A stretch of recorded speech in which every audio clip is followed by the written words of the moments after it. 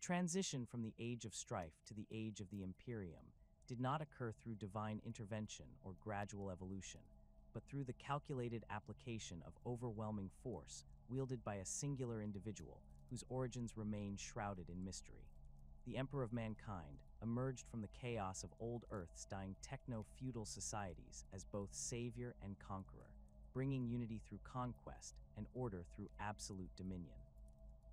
Terra in the late 30th millennium bore little resemblance to the world humanity once knew. The planet's surface had been scarred by millennia of warfare, its continents reshaped by tectonic weapons, and its atmosphere poisoned by industrial excess.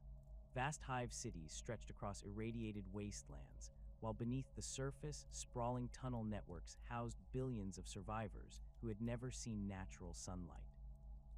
The collapse of the standard template construct systems during the Age of Technology had fragmented human civilization into countless warring factions, each ruling over their particular domain with jealously guarded technology and fanatical devotion to their chosen ideology. The techno-barbarian warlords who dominated Terra's surface commanded armies, equipped with a bewildering mixture of advanced weaponry and crude improvisation. Some possessed functioning power armor and plasma weapons, salvaged from the dark age of technology, while others relied on chemical projectile weapons and blade combat, enhanced by crude genetic modifications.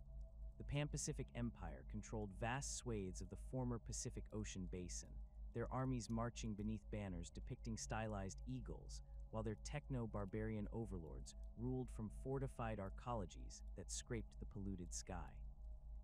To the north, the Achaemenid Empire's gene rights had created armies of modified warriors, their bodies twisted into forms better suited for the toxic environment of post-apocalyptic Terra. The Emperor's conquest of these fractured domains began not with grand declarations or diplomatic overtures, but with the systematic elimination of those who refused to acknowledge his supremacy. His Thunder Warriors, genetically enhanced super soldiers created in the hidden laboratories beneath the Himalaysian mountains, possessed strength and resilience that far exceeded normal human capability. Standing nearly 8 feet tall in their bronze and crimson power armor, these warriors wielded bolt weapons and chain-edged blades with devastating efficiency. Unlike the later Space Marines, the Thunder Warriors were designed as a temporary solution, their enhanced physiology trading longevity for immediate battlefield supremacy. The Unification Wars raged across Terra's scarred surface for decades, with each campaign bringing new challenges and requiring different tactical approaches. The siege of the Pan-Pacific Empire's primary stronghold required months of grinding urban warfare, as Thunder Warrior assault companies fought their way through kilometer-high arcologies defended by automated weapon systems and fanatical human defenders. The Achaemenid Gene Warriors proved more challenging opponents, their modified biology allowing them to survive wounds that would kill normal humans, but even they could not withstand the coordinated assault of the Emperor's forces supported by captured Imperial Army regiments and salvaged war machines. The defeat of the Nordafric conclaves required a different approach entirely, as their underground fortress cities had been carved from living rock and defended by energy shields that could deflect most conventional weapons. The Emperor's forces employed seismic charges and tunnel boring machines to bypass the surface defenses, emerging directly within the enemy strongholds to engage in brutal close-quarters combat. The gene cults that had taken root in the former European territories presented perhaps the greatest ideological challenge, as their twisted interpretation of human evolution directly contradicted the Emperor's vision of unified humanity. These conflicts often devolved into wars of extermination, with entire populations deemed too corrupted by genetic manipulation to be salvaged. The pacification of Luna marked a crucial turning point in the Emperor's expansion beyond Terra itself. The Moon's surface installations had maintained a degree of technological sophistication throughout the Age of Strife, their gene laboratories and manufacturing facilities producing enhanced warriors and advanced equipment for trade with Terran factions. The lunar gene cults had developed particularly sophisticated biotechnology, creating warriors whose bodies incorporated mechanical components and whose loyalty was ensured through neurochemical conditioning. The Emperor's assault on Luna employed newly constructed void-capable vessels, their hulls bristling with weapons salvaged from Terran battlefields and crewed by the most reliable human forces from the conquered territories. The Luna campaign demonstrated the Emperor's growing strategic sophistication, as his forces simultaneously struck multiple targets across the Moon's surface while maintaining orbital superiority through captured spacecraft. The gene cult strongholds, built into the lunar surface and connected by pressurized tunnels, required specialized assault techniques that would later influence Imperial doctrine for void warfare. Thunder warriors equipped with modified power armor fought in the airless environment, their enhanced physiology allowing them to operate in conditions that would kill unmodified humans within minutes. With Terra and Luna under his control, the Emperor turned his attention to Mars, the ancient seat of human technological knowledge that had maintained its independence throughout the Age of Strife. The Mechanicum of Mars had preserved much of humanity's scientific knowledge through their devotion to the Omnissiah, their machine god whose worship had evolved from the practical necessity of maintaining complex technology in a hostile universe. The Red Planet's forges continued to produce advanced machinery and weapons, while their Titan legions represented military power that could rival even the Emperor's Thunder Warriors. The alliance between Terra and Mars was negotiated rather than conquered, though the threat of force undoubtedly influenced the final agreement. The Treaty of Mars established the framework for cooperation between the Emperor's secular imperial truth and the Mechanicum's religious devotion to technology, a compromise that would have far-reaching consequences for the future Imperium. The Mechanicum agreed to provide technological support and manufacturing capability for the Emperor's expanding military forces, while maintaining their internal autonomy and religious practices within carefully defined parameters.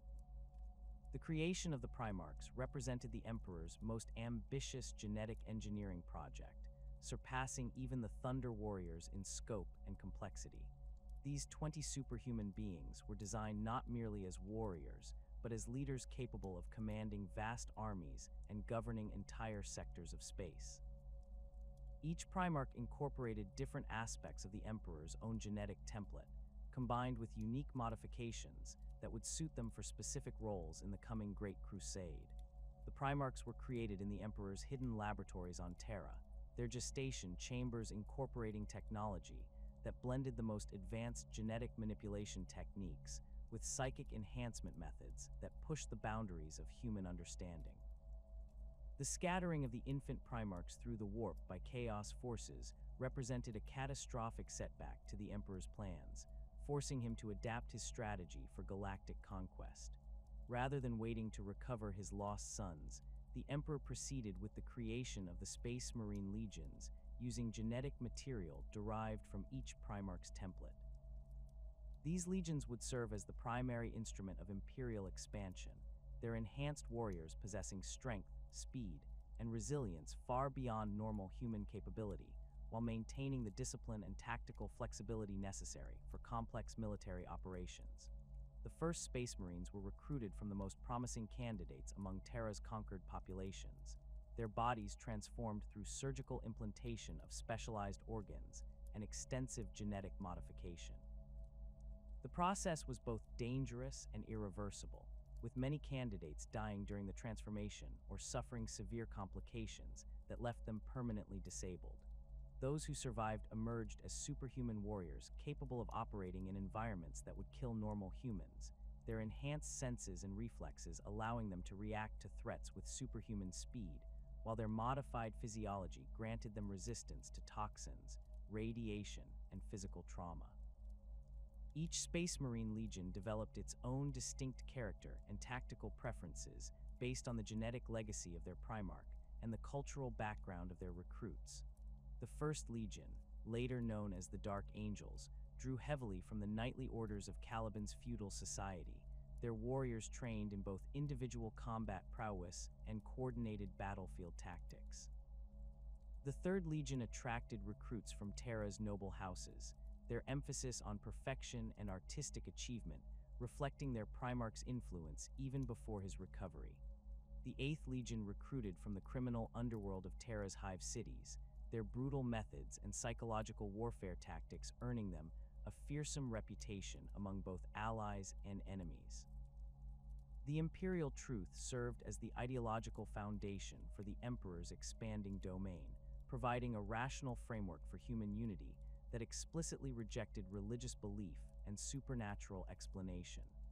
This secular philosophy promoted scientific understanding and technological advancement while positioning humanity as the rightful inheritors of the galaxy. The Imperial Truth's emphasis on reason and empirical evidence directly contradicted the religious beliefs that had sustained many human societies during the Age of Strife, creating inevitable conflicts as Imperial forces encountered worlds where faith played a central role in social organization. The suppression of religion required careful consideration of local circumstances, as some worlds could be brought into compliance through negotiation and gradual cultural transformation, while others required complete military conquest and population replacement.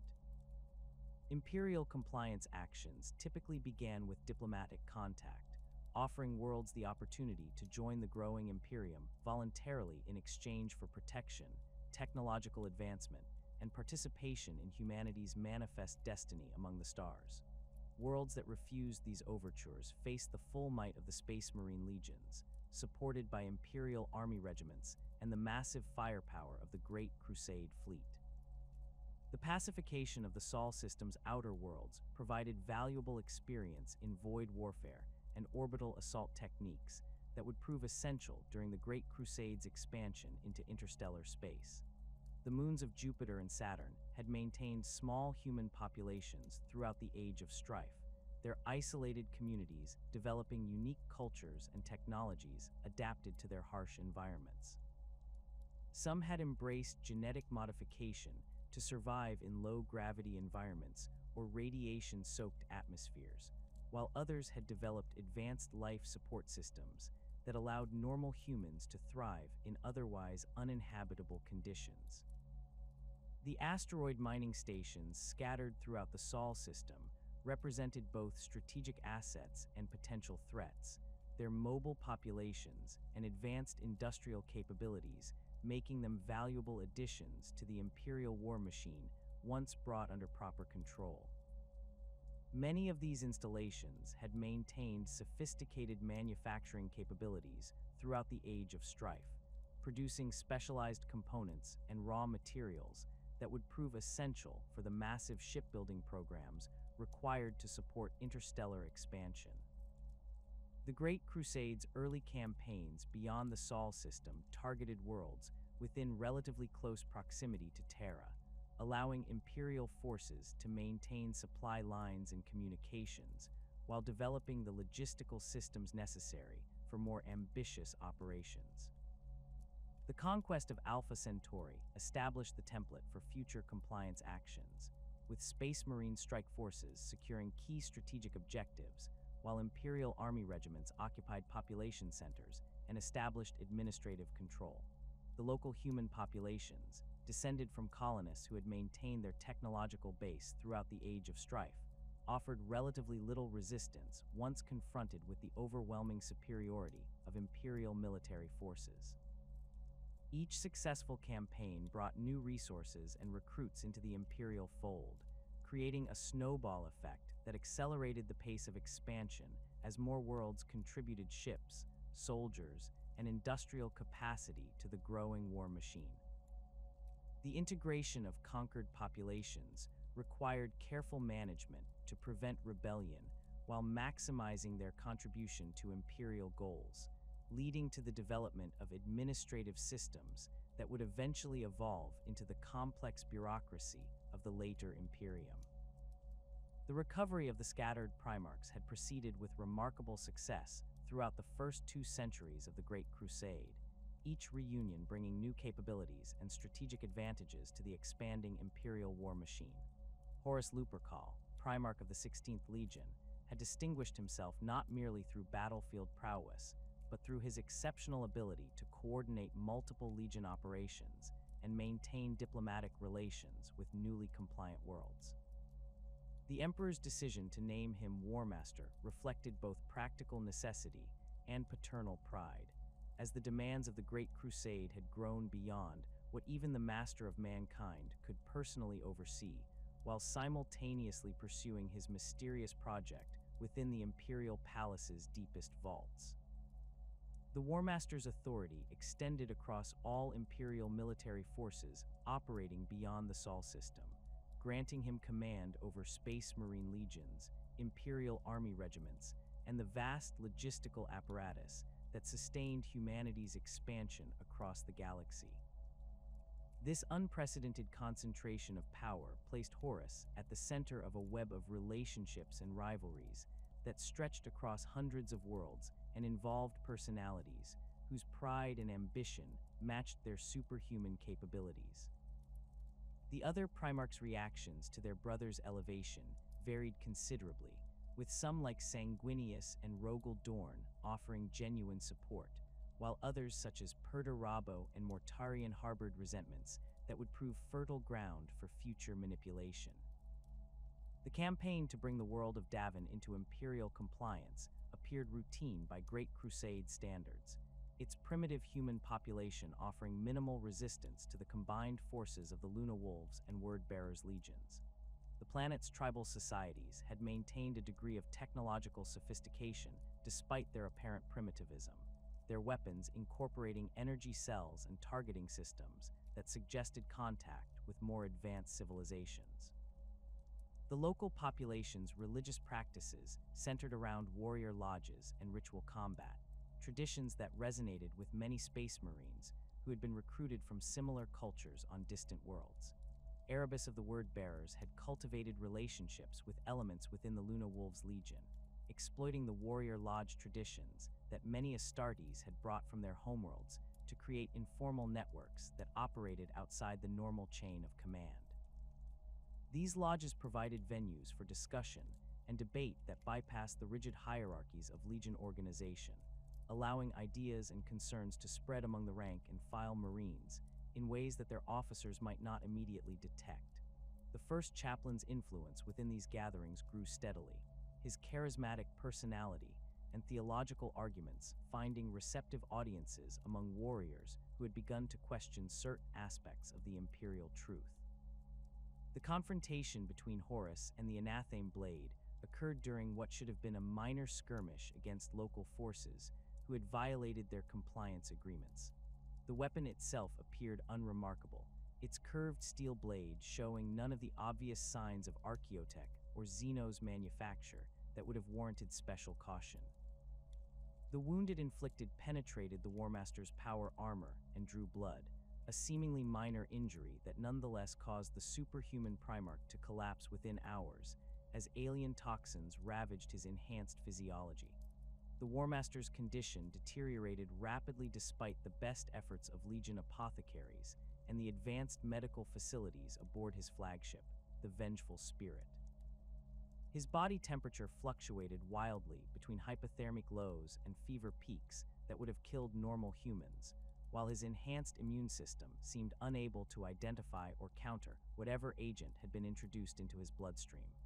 The Luna Wolves' command structure found itself paralyzed by uncertainty, as their genetic father's superhuman constitution had always seemed proof against any form of conventional injury or disease. Erebus's suggestion that local shamans might possess knowledge of the blade's properties appeared reasonable given the circumstances, particularly when conventional Imperial medical techniques had proven inadequate to address the crisis. The Davinite temple complex, where the ritual healing took place, occupied a site that predated human settlement on the world, its stone architecture incorporating geometric patterns that seemed to shift and blur when observed directly. The chamber where Horus was taken contained a pool of viscous liquid that reflected images unrelated to its immediate surroundings, showing glimpses of distant battles and unfamiliar star patterns. The healing process required the War Master to experience visions that revealed fundamental truths about the galaxy's nature and humanity's place within it, a according to Erebus's explanations to the assembled Luna Wolves officers. These revelations supposedly demonstrated the Emperor's true intentions regarding his sons and the Space Marine legions, showing futures where the Primarchs were discarded once their usefulness had ended, and their warriors were replaced by more controllable human soldiers. The visions portrayed the Emperor not as humanity's protector, but as a tyrant whose ultimate goal involved ascending to godhood while abandoning those who had made his empire possible. The transformed Horus who emerged from the Davonite temple retained his physical appearance and tactical brilliance, but his fundamental loyalties had undergone a complete reversal that would not become apparent until months later. His recovery was celebrated throughout the expedition fleets as proof of the War Master's superhuman resilience, while his subsequent decisions were initially interpreted as reasonable adaptations to changing strategic circumstances. The subtle changes in his rhetoric and policy preferences seemed consistent with the natural evolution of a military commander who had gained new insights into the challenges facing the Imperium. The corruption of the other legions proceeded through different mechanisms tailored to each Primarch's particular psychology and circumstances. Fulgrim of the Emperor's children encountered the Lair Blade during the compliance of Laren, its alien construction incorporating psychoactive materials that gradually influenced his thoughts and perceptions over extended exposure. The weapon's influence manifested initially as an enhanced appreciation for sensory experiences and artistic achievement, driving the Primarch to pursue ever more extreme forms of perfection that gradually divorced themselves from any recognizable human values. Magnus the Red's fall resulted from his desperate attempt to warn the Emperor of Horus's treachery, his psychic message tearing through the warp with such force that it shattered the protective barriers surrounding the Imperial Palace and disrupted the Emperor's work on the Golden Throne. The Thousand Sons Primarch's violation of the Council of Nicaea's prohibitions against sorcery provided Tzeentch with the leverage necessary to manipulate him into increasingly compromising positions, each attempt to rectify his previous mistakes drawing him deeper into the changer of Wei's elaborate schemes. Angron's transformation differed from his brother's experiences, as his existing psychological damage from the Butcher's Nails implants made him susceptible to Khorne's influence without requiring elaborate deception or gradual corruption. The World Eater's Primarch's rage had always threatened to overwhelm his rational faculties, but exposure to Khornate influence amplified these tendencies until they consumed virtually all other aspects of his personality. His legion followed their gene father into madness willingly, their own neural implants creating similar psychological vulnerabilities that made them ideal servants for the Blood God. Mortarian's recruitment to the traitor cause exploited his deep-seated resentment toward the Emperor's intervention on Barbarus and his philosophical opposition to the Imperial Truth's rejection of supernatural forces. The Death Guard Primarch's exposure to Nurgle's influence occurred gradually through contact with corrupted elements within his own legion, as certain companies had begun experimenting with biological warfare techniques that incorporated warp-tainted materials. His eventual acceptance of Chaos patronage represented a calculated decision to embrace the power necessary to defeat the Emperor, regardless of the personal cost involved. The Istvan III campaign marked the first open military action of the Horus heresy, though its true significance was not immediately apparent to Imperial observers who interpreted it as a routine compliance operation. The world's human population had maintained independence throughout the Great Crusade through a combination of advanced defensive technology and strategic isolation, their cities protected by void shields and orbital defense platforms that could challenge even Space Marine assault capabilities. The deployment of 4 entire legions to secure compliance with such a relatively minor world should have raised questions among Imperial commanders, but the War Master's authority remained unquestioned despite the apparent overkill. The loyalist elements within the Sons of Horus, Emperor's Children, Death Guard, and World Eaters found themselves assigned to the initial planetary assault, their companies tasked with securing key strategic objectives, while their supposedly more reliable battle brothers remained in orbital reserve. The surface operations proceeded according to standard Imperial doctrine, with drop pod assaults establishing beachheads around major population centers, while Thunderhawk gunships provided close air support for advancing infantry formations. The Istvan III defenders fought with desperate courage, but lacked the numbers and equipment necessary to resist 4 Space Marine legions operating in coordination. The virus bombing of Istvan III represented the first large-scale use of life-eater virus in Imperial military operations, its deployment requiring special authorization that only the War Master's authority could provide. The pathogen's effects were immediate and comprehensive, breaking down organic matter at the molecular level and reducing entire ecosystems to sterile sludge within hours of exposure. The Loyalist Space Marines on the planet's surface found their power armor's life support systems overwhelmed by the sheer volume of toxic material in the atmosphere, while those who had taken shelter in sealed bunkers faced slow death by asphyxiation as their air supplies became contaminated. The firestorm that followed the virus bombing was intended to sterilize the planet's surface completely, its flames fed by the combustible gases released during the breakdown of organic matter. The conflagration reached temperatures that could melt ceramite and turn sand into glass, creating a hellscape that should have eliminated any possibility of survival for the Marines trapped on the surface. The fact that significant numbers of Loyalists managed to survive in underground shelters and reinforced bunkers demonstrated both the resilience of Space Marine equipment and the inadequate intelligence that had informed the traitors' planning.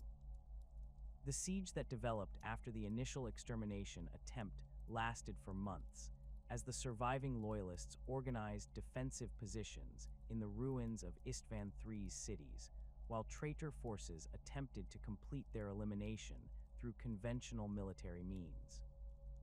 The underground tunnel networks that had protected civilian populations during previous conflicts now served as supply routes and communication lines for the defenders, while the planet's industrial facilities provided raw materials for improvised weapons and fortifications.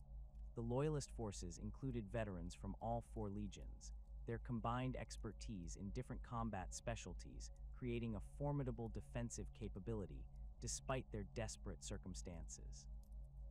Captain Garville Loken of the Luna Wolves emerged as one of the primary leaders of the Loyalist resistance, his tactical acumen and inspirational leadership helping to coordinate defensive efforts across multiple sectors of the ruined world.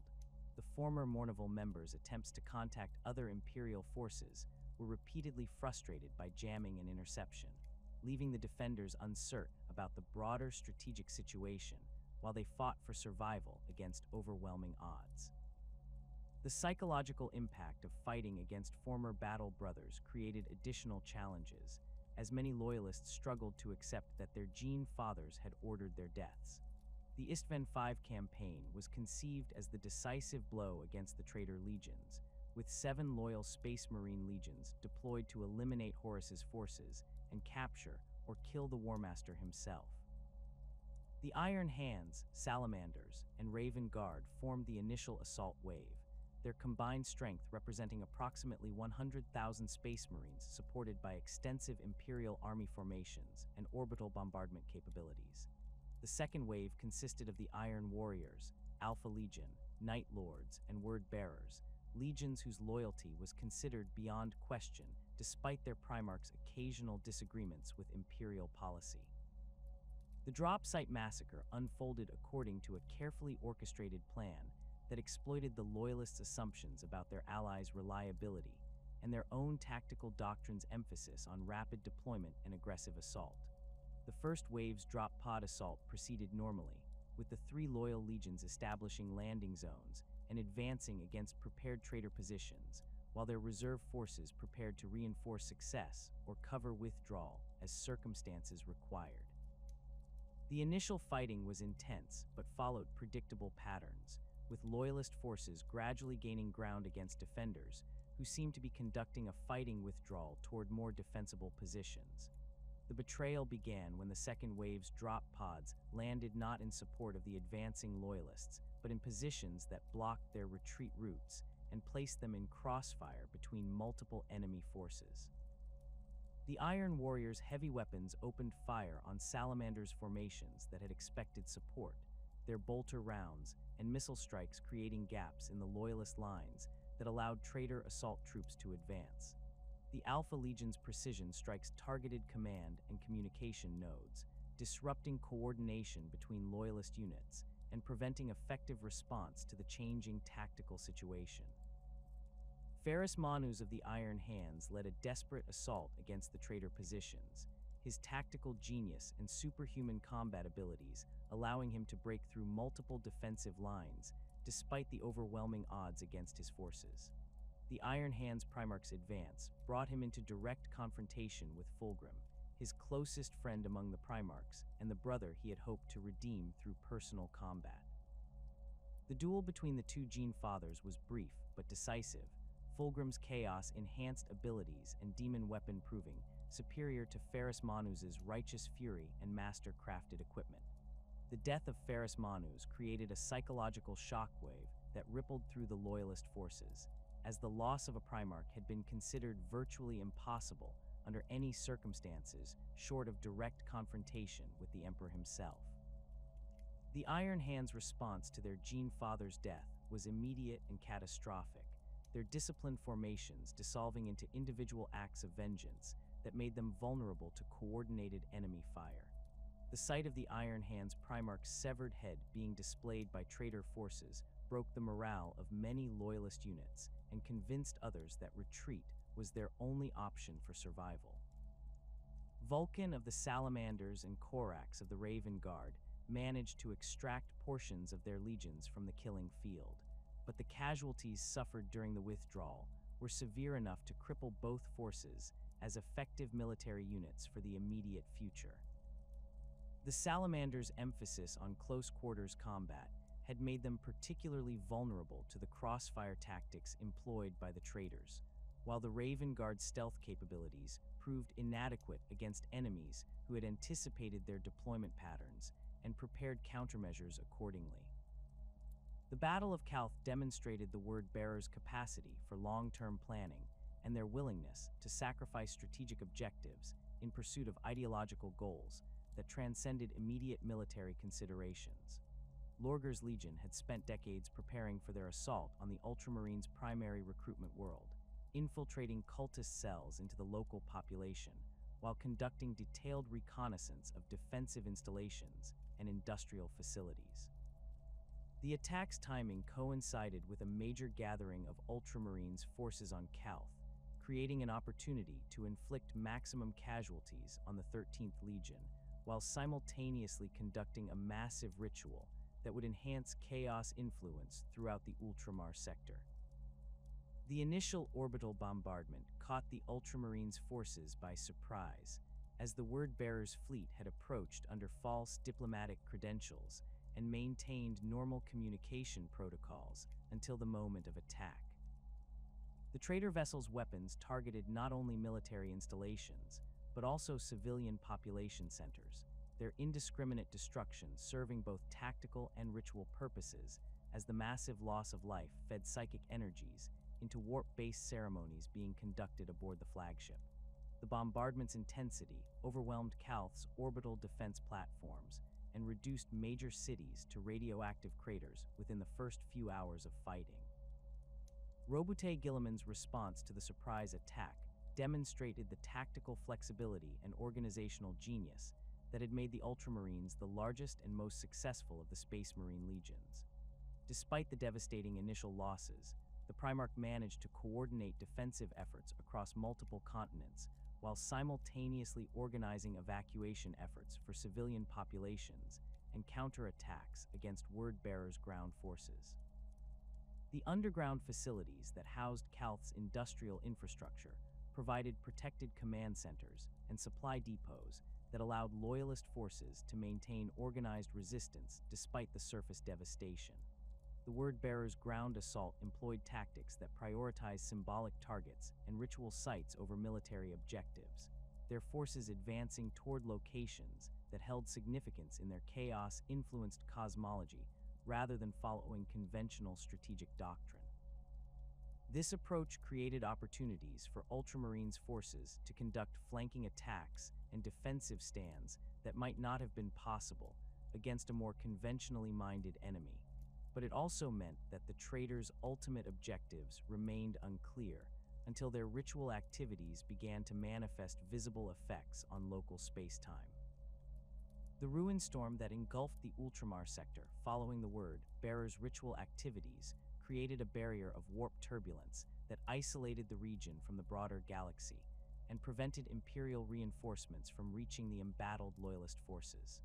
The phenomenon's effects extended beyond simple navigation hazards, as the boundary between real space and the warp became increasingly permeable within the affected area. Demon manifestations became commonplace on worlds that had never experienced psychic phenomena, while previously stable populations descended into madness and violence as chaos influence spread through dreams and visions. The Siege of Terra represented the culmination of Horus's rebellion and the final test of the Imperium's ability to survive the loss of half its military forces and the corruption of its most trusted leaders.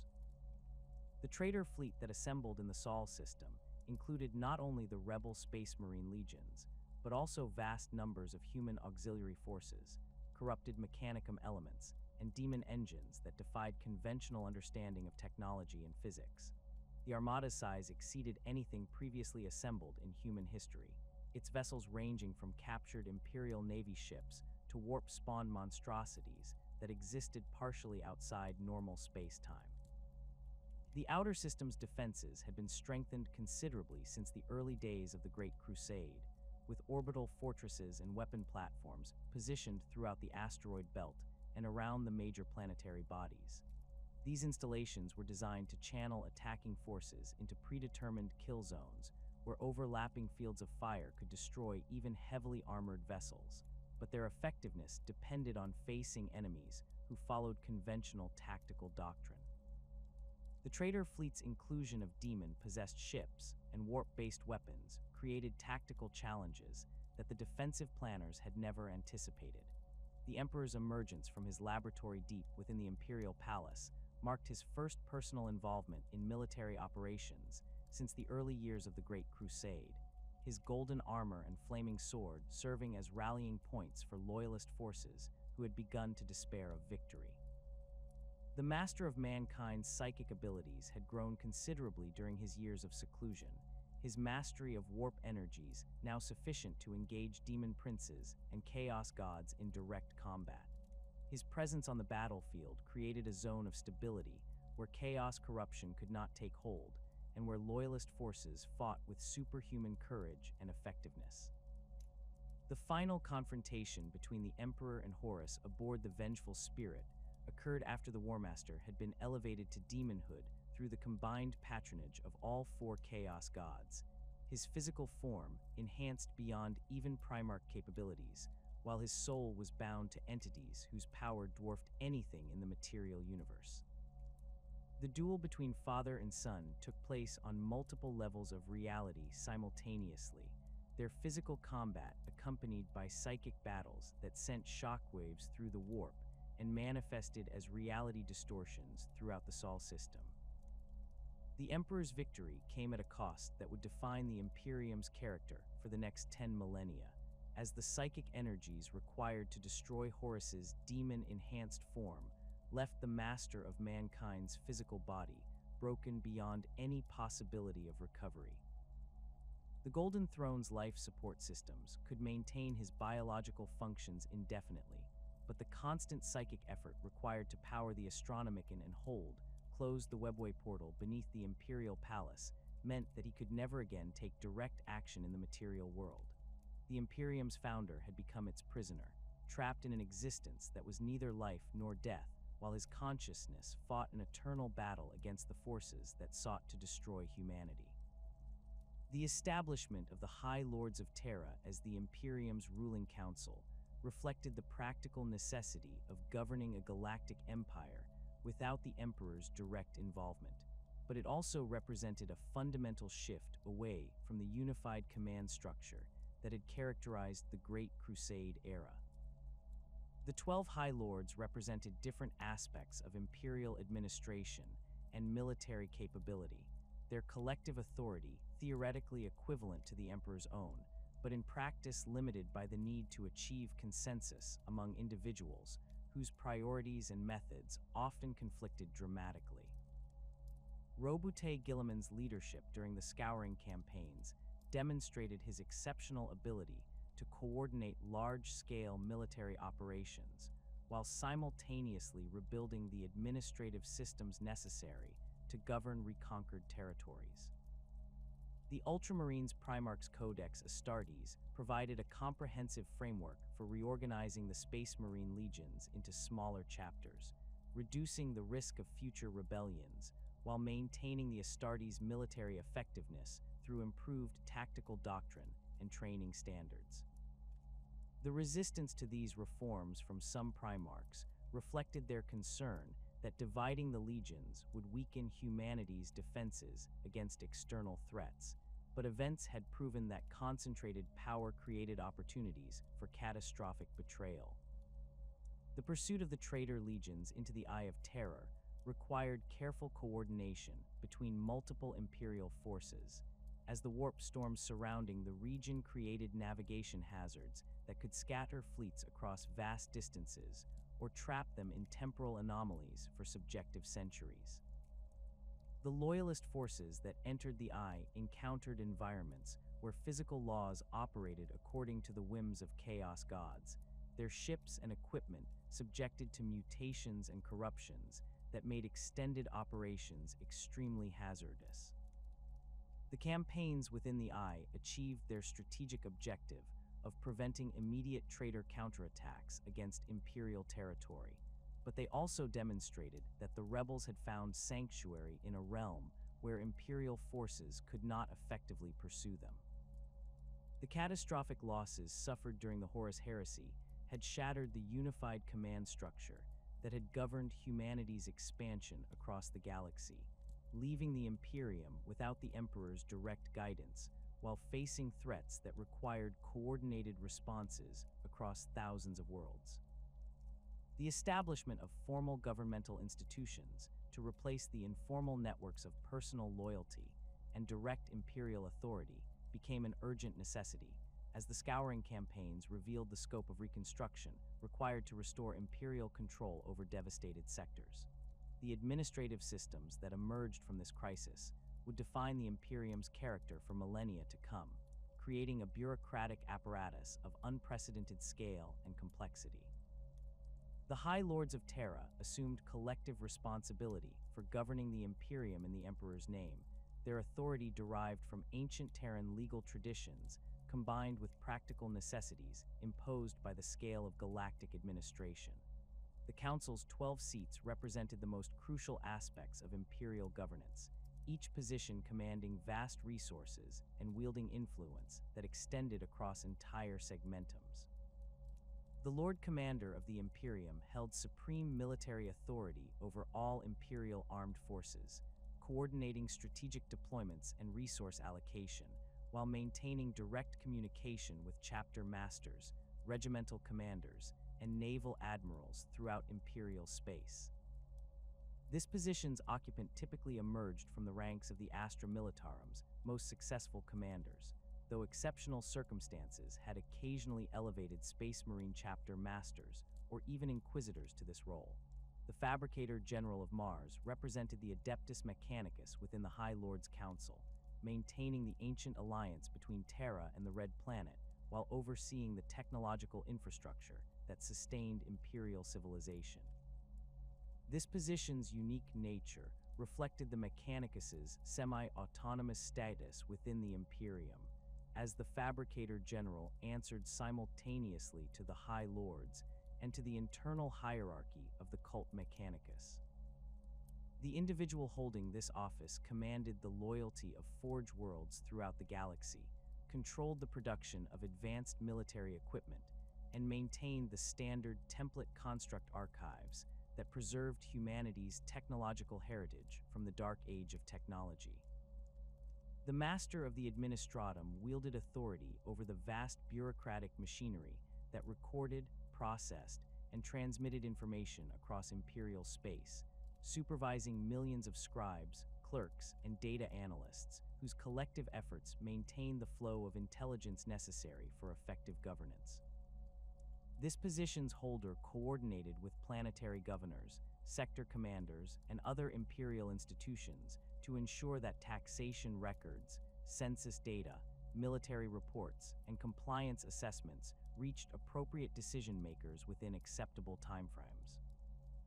The Master's responsibilities included overseeing the training and deployment of administrative personnel, maintaining communication networks between distant worlds, and ensuring that bureaucratic procedures remained consistent across the Imperium's diverse territories. The Lord Commander Militant of the Astra Militarum held direct authority over the Imperial Guard's regimental structure, coordinating recruitment quotas, equipment distribution, and strategic deployments while maintaining liaison with Space Marine chapters and Imperial Navy fleets. This position's occupant typically possessed extensive field experience in multiple theaters of war, understanding both the tactical requirements of individual campaigns and the logistical challenges of maintaining military forces across galactic distances. The Lord Commander Militant's duties included establishing training standards for new regiments, coordinating with Forge Worlds to ensure adequate equipment supplies, and developing strategic doctrine that could be adapted to the diverse combat environments encountered throughout Imperial space. The Grand Provost Marshal commanded the Adeptus Archives, the Imperium's primary law enforcement organization, maintaining order within Imperial society while investigating crimes that crossed planetary boundaries or threatened Imperial security. This position's authority extended to all Imperial citizens, regardless of their local status or planetary government, creating a legal framework that superseded local customs and traditions when Imperial interests were at stake. The Grand Provost Marshal's responsibilities included coordinating with planetary governors to suppress rebellion, investigating corruption within Imperial institutions, and ensuring that Imperial law remained supreme over local legal systems. The Paternoval Envoy represented the interests of the Navigator houses within the High Lord's Council, coordinating the deployment of these essential psychers while protecting their unique genetic heritage and maintaining their monopoly over warp navigation. This position's holder typically emerged from one of the major Navigator houses, possessing both the political connections necessary to negotiate between competing factions and the technical knowledge required to understand navigation requirements for Imperial fleets. The Paternoval Envoy's duties included managing contracts between Navigator houses and Imperial military forces, overseeing the education and training of young navigators, and maintaining the genetic purity that preserved their unique abilities.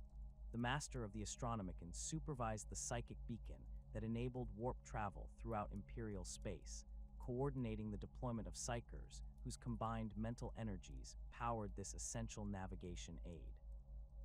This position's occupant typically possessed significant psychic abilities combined with administrative experience, understanding both the technical requirements of maintaining the Astronomican and the political complexities of managing the various institutions that supplied psychers for this purpose.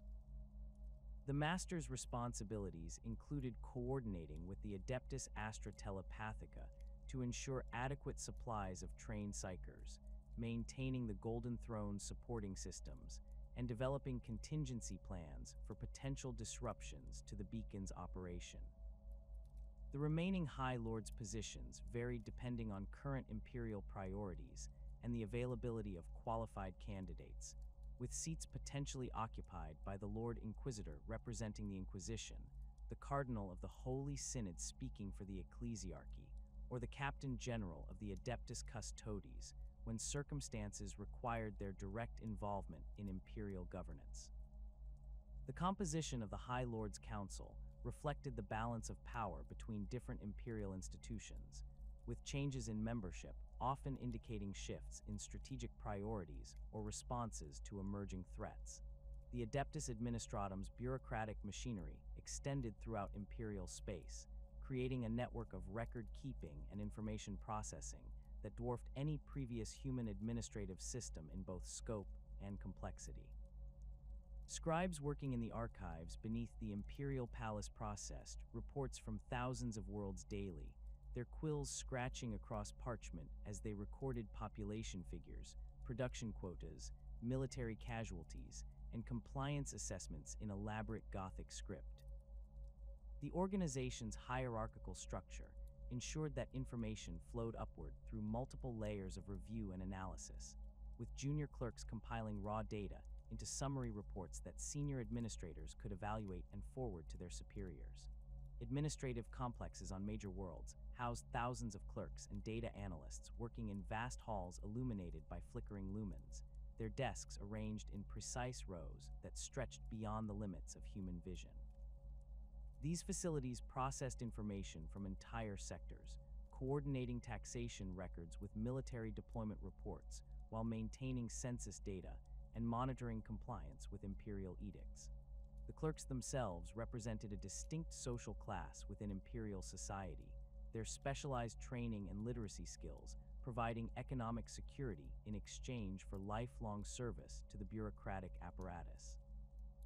Planetary governors served as the primary interface between imperial authority and local populations, wielding executive power over individual worlds while remaining accountable to sector commanders and ultimately to the High Lords of Terra. These positions attracted individuals from diverse backgrounds, including former military officers, successful merchants, members of noble houses, and occasionally even former criminals who had demonstrated exceptional administrative abilities. The governor's authority typically extended over all aspects of planetary administration, except those specifically reserved to other imperial institutions, creating a complex web of overlapping jurisdictions that required careful negotiation to avoid conflicts. The process of appointing planetary governors varied considerably depending on local circumstances and imperial priorities, with some positions filled through hereditary succession, while others required competitive examination or direct appointment by higher authorities. Worlds with strong military traditions often selected governors from the ranks of successful guard commanders, while commercial centers might elevate merchant princes who had demonstrated skill in managing complex economic systems. The Imperium's diversity meant that effective governance required adaptation to local customs and conditions, though imperial law always took precedence over local traditions when conflicts arose. The Lex Imperialis provided the fundamental legal framework that governed all imperial territories, establishing principles and procedures that superseded local laws while allowing sufficient flexibility to accommodate the diverse cultures and traditions found throughout imperial space. This body of law had evolved gradually from ancient Terran legal codes combined with practical necessities discovered during the Great Crusade and subsequent administrative experience. The Lex Imperialis addressed everything from taxation procedures and military service obligations to criminal penalties and property rights, creating a unified legal system that could be applied consistently across thousands of worlds. Imperial law recognized several categories of worlds based on their strategic importance, compliance history, and local conditions, with each classification carrying different obligations and privileges. Civilized worlds that had maintained technological sophistication and demonstrated reliable loyalty enjoyed considerable autonomy in managing internal affairs. Their governments required only to meet imperial taxation quotas and provide military recruits when requested. These worlds typically maintained their own legal systems for handling local disputes, with imperial law intervening only when crimes crossed planetary boundaries or threatened imperial interests. Hive worlds faced more intensive imperial oversight due to their massive populations and industrial importance. Their governors required to maintain detailed records of production output and population movements, while ensuring that civil order remained stable despite overcrowding and pollution. The complex social dynamics of hive cities created unique challenges for law enforcement, as traditional policing methods proved inadequate for managing populations that numbered in the billions. Imperial law on these worlds focused primarily on maintaining production quotas and preventing large-scale civil unrest, leaving routine crime to local authorities unless it threatened imperial facilities or personnel. Feudal worlds that had regressed to pre-industrial technology levels during the Age of Strife received different treatment under imperial law, their primitive societies governed through traditional authority structures that imperial administrators could influence but rarely replaced entirely.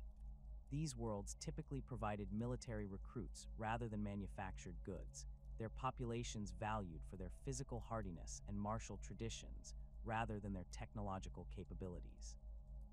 Imperial law on feudal worlds focused on ensuring loyalty and compliance with recruitment quotas while allowing local customs to govern most aspects of daily life. The tithe system represented the Imperium's primary mechanism for extracting resources from member worlds, creating a vast network of taxation and tribute that sustained the military forces and administrative apparatus necessary for galactic governance. Each world's tithe obligations were calculated based on detailed assessments of population, industrial capacity, natural resources, and strategic importance, with quotas adjusted periodically to reflect changing circumstances and imperial needs. The assessment process required extensive bureaucratic machinery, as administratum officials conducted regular surveys to evaluate planetary capabilities while accounting for local conditions that might affect production or recruitment. The imperial tithe took multiple forms depending on each world's particular strengths and capabilities, with some planets providing manufactured goods, while others contributed raw materials, agricultural products, or human recruits for imperial service. Industrial worlds typically owed quotas of weapons, vehicles, starship components, or other manufactured goods, their factories operating under imperial oversight to ensure that production met military specifications and delivery schedules. Mining worlds contributed rare metals, radioactive materials, and other resources essential for advanced technology. Their extraction operations coordinated with forge worlds and naval shipyards that required steady supplies of raw materials. Agricultural worlds provided food supplies for hive cities, military forces, and other populations that could not achieve self-sufficiency, their vast farming operations managed according to imperial dietary standards and preservation requirements. The transportation of perishable goods across interstellar distances required sophisticated logistics coordination, as delays in warp travel could result in massive spoilage that threatened food security for entire sectors. Agricultural tithes also included non-food biological products such as textiles, medicines, and industrial chemicals derived from plant or animal sources. The most significant component of the imperial tithe involved human resources, as worlds throughout the Imperium provided recruits for the Astra Militarum, Imperial Navy, and other organizations that required steady influxes of personnel. Military recruitment quotas were calculated based on planetary population and strategic requirements, with some worlds specializing in producing particular types of soldiers based on their environmental conditions and cultural traditions. Desert worlds provided recruits adapted to harsh climates and resource scarcity, while hive cities contributed individuals accustomed to urban warfare and industrial environments.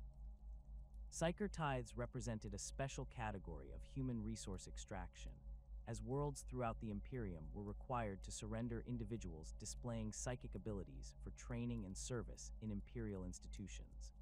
The Adeptus Astra Telepathica maintained networks of agents responsible for identifying and collecting psychers, their operations coordinated with local authorities to ensure compliance while minimizing disruption to planetary societies.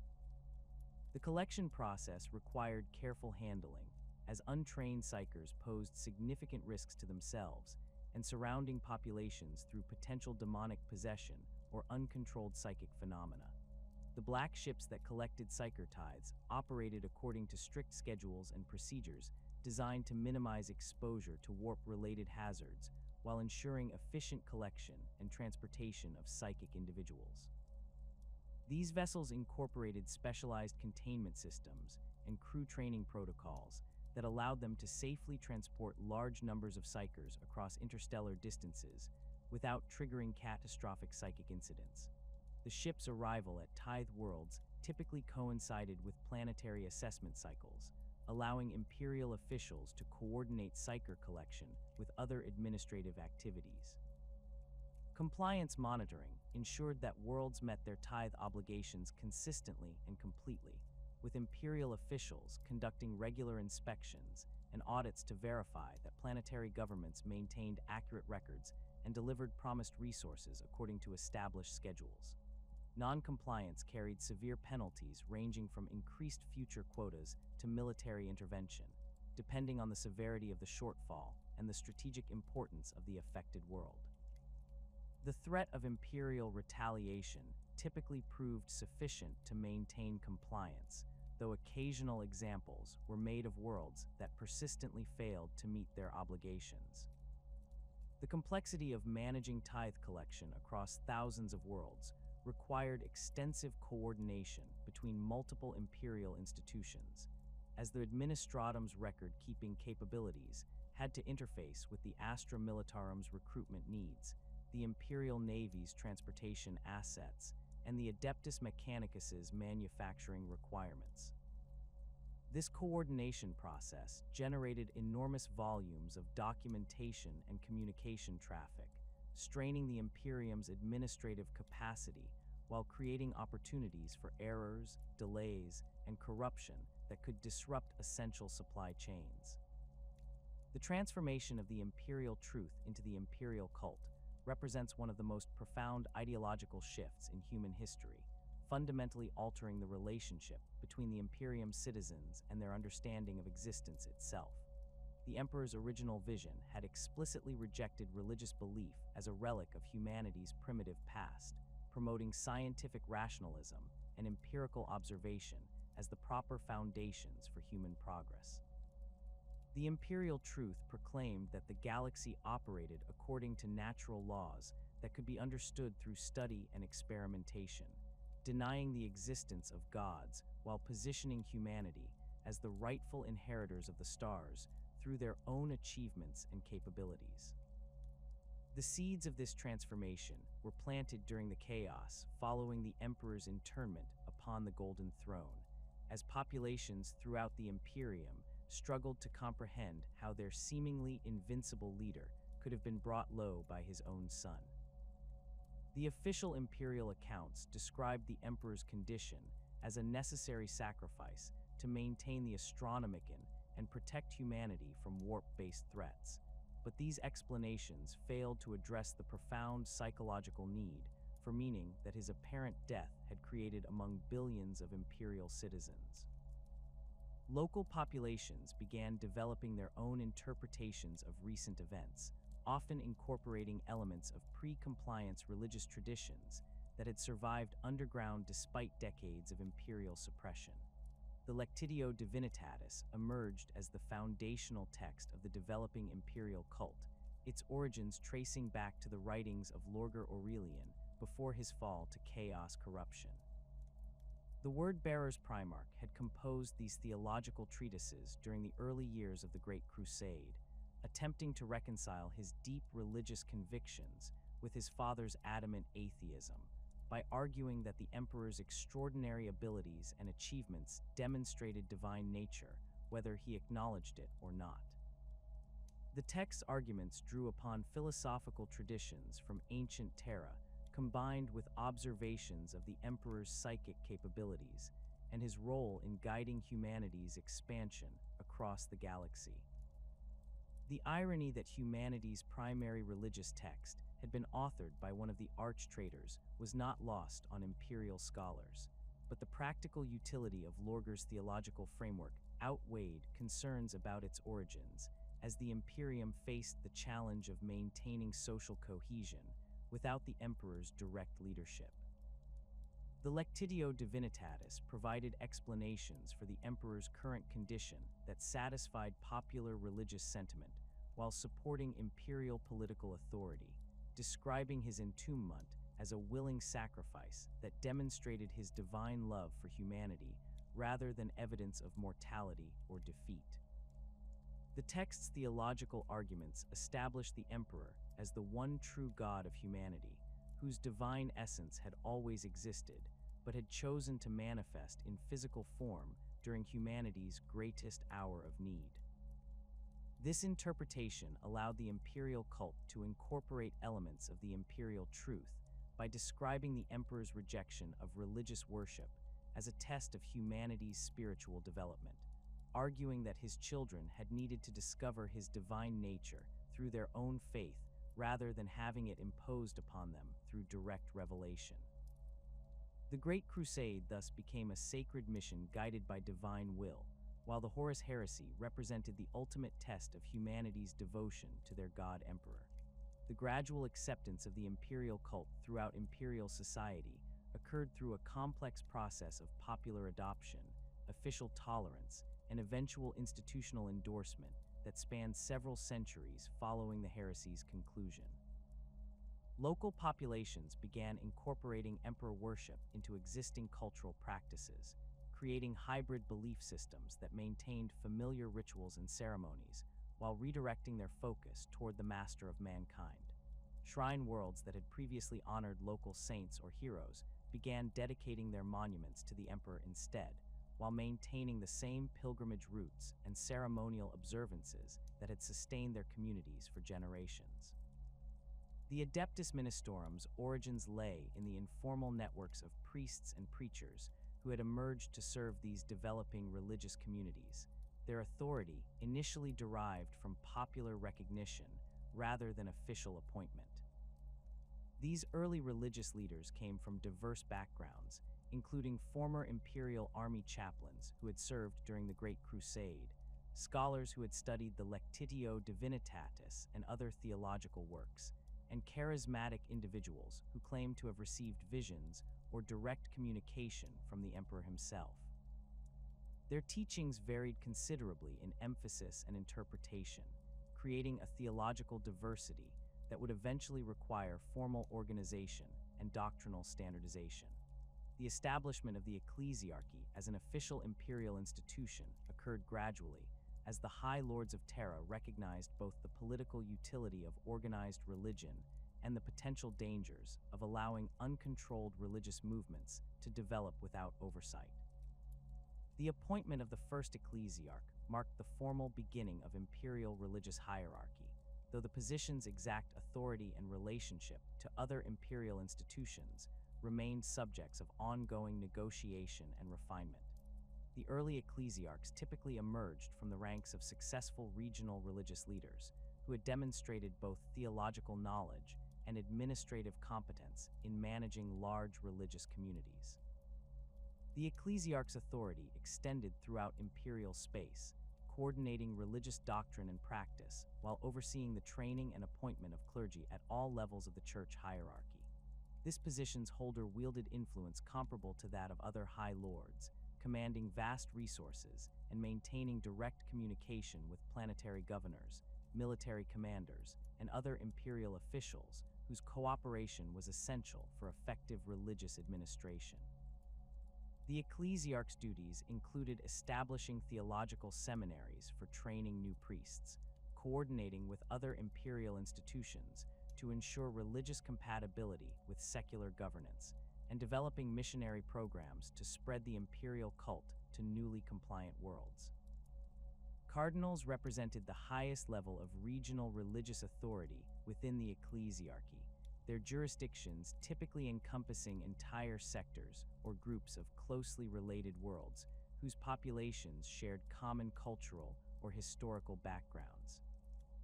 These positions attracted individuals who had demonstrated exceptional theological knowledge combined with administrative experience, as cardinals were responsible for coordinating religious activities across multiple worlds while adapting imperial doctrine to local conditions and traditions.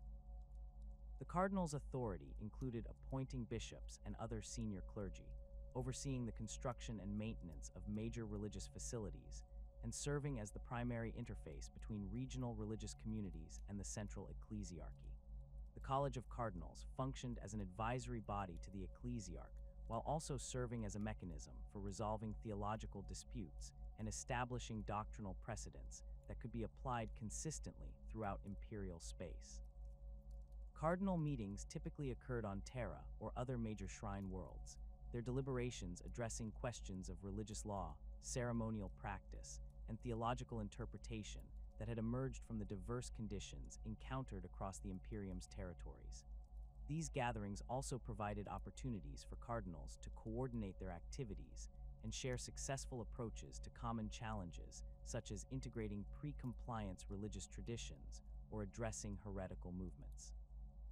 Bishops served as the primary administrators of planetary religious communities, their authority extending over all ecclesiarchy activities within their assigned territories, while maintaining liaison with planetary governors and other local imperial officials. The bishop's responsibilities included supervising parish priests and other local clergy, coordinating religious education programs, overseeing the construction and maintenance of churches and shrines, and ensuring that religious practices remained consistent with established imperial doctrine. Bishops typically possessed extensive theological training combined with practical experience in parish ministry, their appointments requiring approval from cardinals and ultimately from the ecclesiarch himself. The relationship between bishops and planetary governors required careful management to avoid conflicts between religious and secular authority, as both positions wielded significant influence over local populations while answering to different imperial institutions. Successful bishops learned to coordinate their activities with secular authorities while maintaining the independence necessary to address spiritual concerns that might conflict with immediate political or economic interests. This balance became particularly important during times of crisis, when religious and secular leaders needed to present unified responses to threats while preserving their distinct institutional roles. Parish priests represented the most numerous level of ecclesiarchy clergy, serving individual communities while maintaining direct contact with the faithful through regular religious services, counseling, and ceremonial observances. These positions attracted individuals from local populations who had demonstrated religious devotion combined with the communication skills necessary for effective ministry, their training typically occurring at regional seminaries under bishop oversight. Parish priests were responsible for conducting regular worship services, providing religious instruction to children and new converts, performing marriage ceremonies and funeral rites, and offering spiritual guidance to community members facing personal difficulties. The daily responsibilities of parish priests varied considerably depending on local conditions and community needs, with some serving large urban congregations while others ministered to scattered rural populations across vast territories.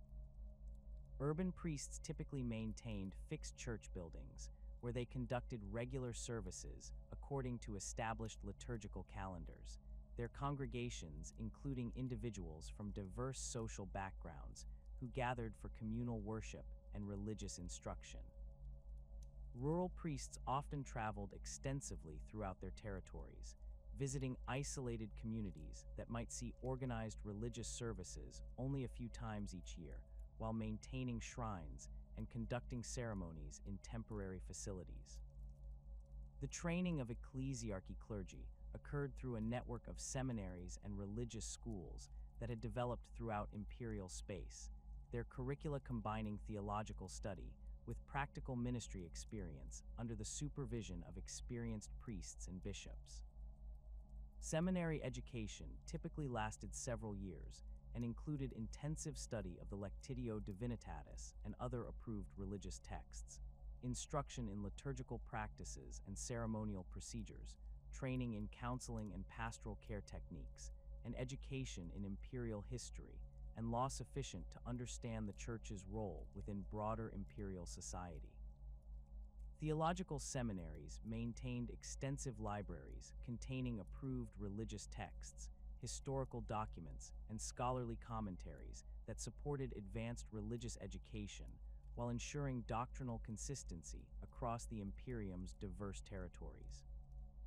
These collections included not only the primary sources of imperial religious doctrine, but also comparative studies of pre-compliance religious traditions, analyses of heretical movements and their refutations, and practical guides for ministry in various cultural and environmental conditions. Seminary libraries also preserved records of theological disputes and their resolutions, creating institutional memory that helped prevent the recurrence of doctrinal controversies. The Lectitio Divinitatis remained the central text of imperial religious doctrine, its theological arguments providing the foundation for all subsequent religious development within the Imperium.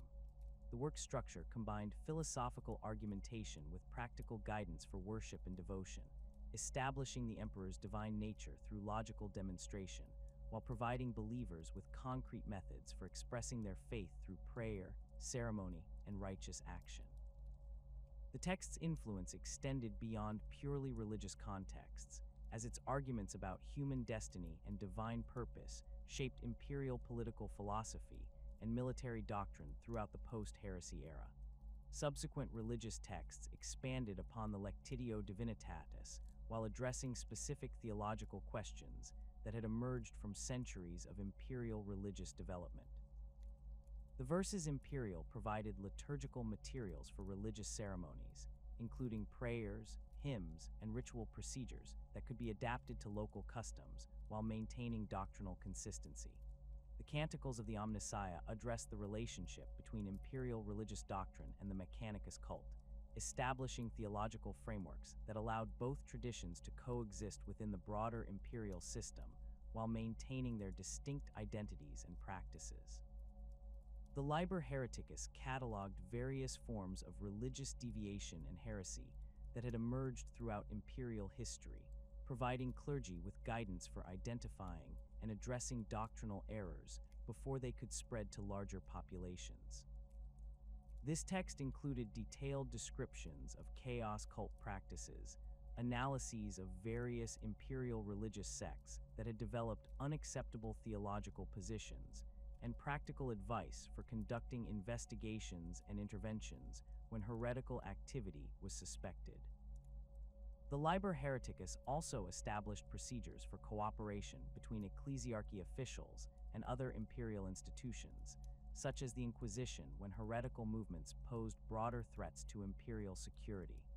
The Age of Apostasy represented the greatest crisis in ecclesiarchy history, demonstrating both the potential dangers of unchecked religious authority and the resilience of imperial institutions when faced with internal corruption.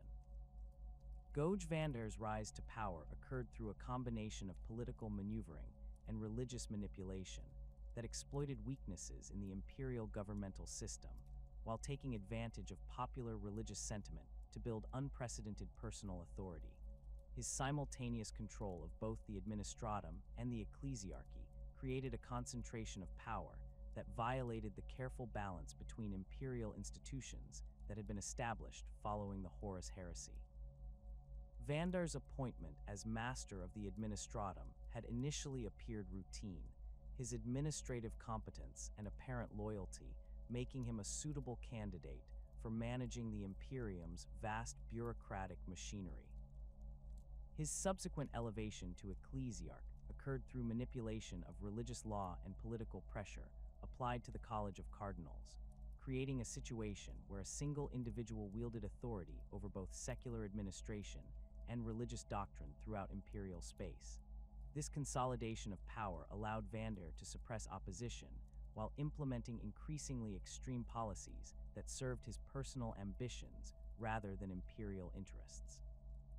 The reign of blood that followed Vander's consolidation of power demonstrated the catastrophic consequences of combining religious fanaticism with unlimited political authority, as the High Lord's paranoia and megalomania led to increasingly brutal suppression of real and imagined opposition.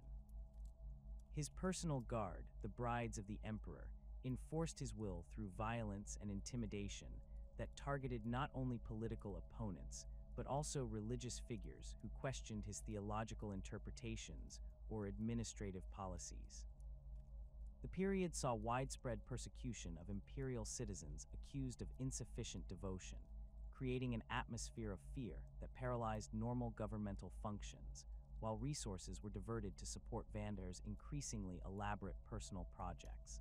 The daughters of the emperor, later known as the Adeptus Astartes, played a crucial role in ending Vandar's tyranny through their eventual recognition that his actions contradicted the true spirit of imperial religious doctrine. These warrior women had initially served as Vandar's most fanatical supporters, their religious devotion and military prowess making them ideal instruments for enforcing his increasingly extreme policies. Their transformation from supporters to opponents occurred gradually as they witnessed the contradiction between Vandar's claimed religious authority and his actual behavior, culminating in their decision to support Sebastian Thor's rebellion against the corrupt High Lord. The siege of the Imperial Palace during the final stages of the Age of Apostasy required careful coordination between multiple imperial institutions that had remained loyal to the Emperor's true teachings rather than Vandar's corrupted interpretation of religious doctrine. Space Marine chapters, Imperial Guard regiments, and elements of the Imperial Navy cooperated with Thor's religious movement to isolate Vandar's forces while minimizing damage to essential Imperial infrastructure. The campaign's success depended on maintaining the distinction between opposition to Vandar's personal tyranny and loyalty to the broader Imperial system, ensuring that the rebellion would result in governmental reform rather than complete institutional collapse. The decree passive that emerged from the Age of Apostasy established fundamental principles for separating military and religious authority within imperial institutions, preventing future concentration of power while preserving the ecclesiarchy's essential role in maintaining social cohesion throughout imperial space. The decree prohibited the ecclesiarchy from maintaining men under arms, forcing the church to rely on other imperial institutions for military support, while ensuring that religious authority could not be used to command secular military forces directly. This separation created a system of checks and balances that made future attempts at religious tyranny significantly more difficult while preserving the church's ability to fulfill its spiritual and social functions. The establishment of the Adeptus Astartes as the ecclesiarchy's military arm represented a creative solution to the constraints imposed by the decree passive, as the all-female organization technically complied with the prohibition against men under arms, while providing the church with the military capability necessary for self-defense and the enforcement of religious law. The Sisters of Battle maintained the same level of training and equipment as other elite imperial military forces, while dedicating themselves specifically to defending the faith against heretical threats and supporting ecclesiarchy operations that required armed intervention.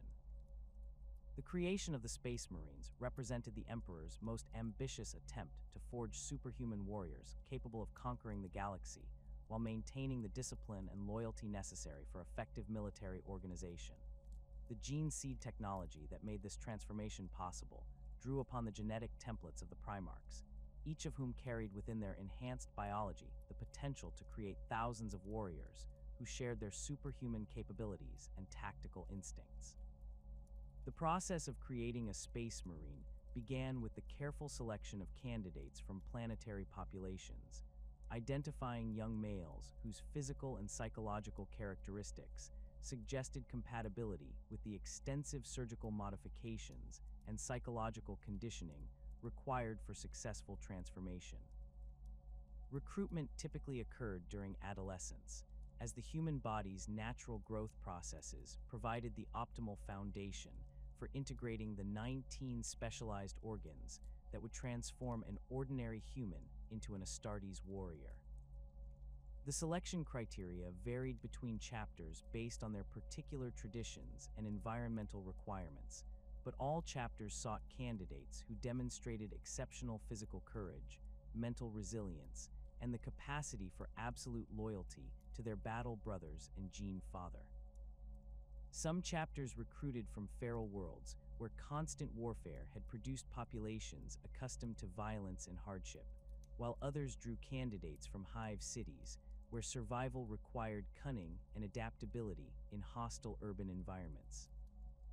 The surgical implantation process occurred in carefully orchestrated stages spread across several years, allowing the candidate's body to adapt to each new organ before introducing additional modifications that might overwhelm his biological systems. The secondary heart provided redundant circulatory capacity that allowed a space marine to survive wounds that would kill normal humans, while the os medulla strengthened his skeletal structure to support the increased muscle mass and enhanced reflexes that subsequent implants would provide. The biscopia modified muscle fiber development to create strength levels far exceeding normal human capability, enabling Astartes warriors to wield weapons and equipment that would be impossibly heavy for unenhanced soldiers. The hemastamen transformed the Space Marines' blood chemistry to improve oxygen-carrying capacity and toxin resistance, allowing extended combat operations in hostile environments while providing enhanced healing capabilities that could seal minor wounds within minutes of injury. The Laramen's organ produced specialized cells that formed instant scar tissue when released into the bloodstream, enabling Space Marines to continue fighting despite injuries that would incapacitate normal humans. The catalepsian node modified sleep patterns to allow conscious rest while maintaining awareness of surrounding threats, reducing the vulnerability that normal sleep cycles created during extended military operations. The preomner served as a pre-digestive chamber that neutralized toxins and allowed Space Marines to derive nutrition from materials that would poison normal humans, providing crucial survival advantages during campaigns where conventional food supplies were unavailable. The omophagia enabled Space Marines to absorb genetic memories from consumed organic matter, allowing them to acquire knowledge and skills from fallen enemies or allies through direct biological interface. The multi-lung provided additional respiratory capacity and filtration capabilities that allowed operation in toxic atmospheres or underwater environments where normal humans would suffocate within minutes. The oculobe modified the Space Marines' visual cortex and eye structure to provide enhanced sight in low-light conditions, while improving target acquisition and depth perception during combat operations. The lineman's ear enhanced auditory processing and provided immunity to sonic attacks that could disorient or incapacitate normal humans, while also improving balance and spatial orientation in zero-gravity environments. The Susan membrane allowed Space Marines to enter suspended animation during extended space voyages or when critically injured, reducing metabolic requirements to levels that could sustain life for extended periods without external support. The melanchromic organ modified skin pigmentation in response to radiation exposure, providing protection against harmful energy while allowing camouflage adaptation to different environmental conditions. The oolytic kidney filtered toxins and regulated body chemistry with efficiency far exceeding normal human organ function, enabling Space Marines to operate in contaminated environments while maintaining peak physical performance. The neuroglottis enhanced taste and smell sensitivity to levels that allowed detection of chemical traces and atmospheric composition changes that might indicate environmental hazards or enemy presence. The mucranoid produced a waxy secretion that sealed the Space Marine's skin against vacuum exposure or chemical attack, providing temporary protection in hostile environments, while his power armor's life support systems activated emergency protocols. The Becher's gland allowed Space Marines to produce corrosive saliva capable of dissolving metal or stone, providing an emergency tool for escape from confinement, while also serving as a last resort weapon when conventional equipment was unavailable. The progenoid stored genetic material necessary for creating new gene seed, ensuring the continuity of each chapter's genetic legacy, while allowing the harvest of implants from fallen battle brothers for use in training new recruits. The black carapace represented the final and most crucial implant, creating a direct neural interface between the Space Marine's nervous system and his power armor's machine systems.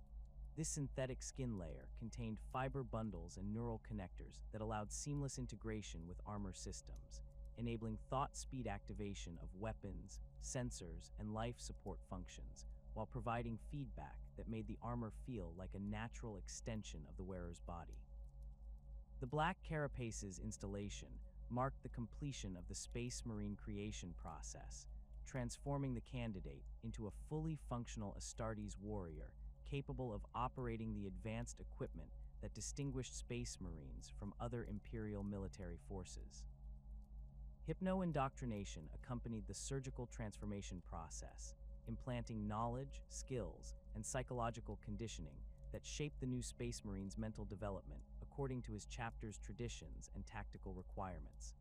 These sessions occurred during periods of induced unconsciousness following each surgical procedure, allowing the candidate's brain to integrate new information while his body recovered from the physical trauma of implant installation. The hypno-indoctrination process included basic military skills, such as weapons handling and tactical doctrine, but also incorporated chapter-specific cultural elements that reinforced loyalty and brotherhood among battle brothers. The psychological conditioning created unbreakable bonds of loyalty between Space Marines and their chapter, establishing mental frameworks that made betrayal or desertion virtually impossible for properly indoctrinated warriors. The process also implanted knowledge of Imperial history, military tactics, and technical information about weapons and equipment that would be essential for effective combat operations. Advanced hypno-indoctrination could implant specialized skills such as piloting, technical maintenance, or medical training that allowed individual Space Marines to fulfill specific roles within their chapter's organizational structure.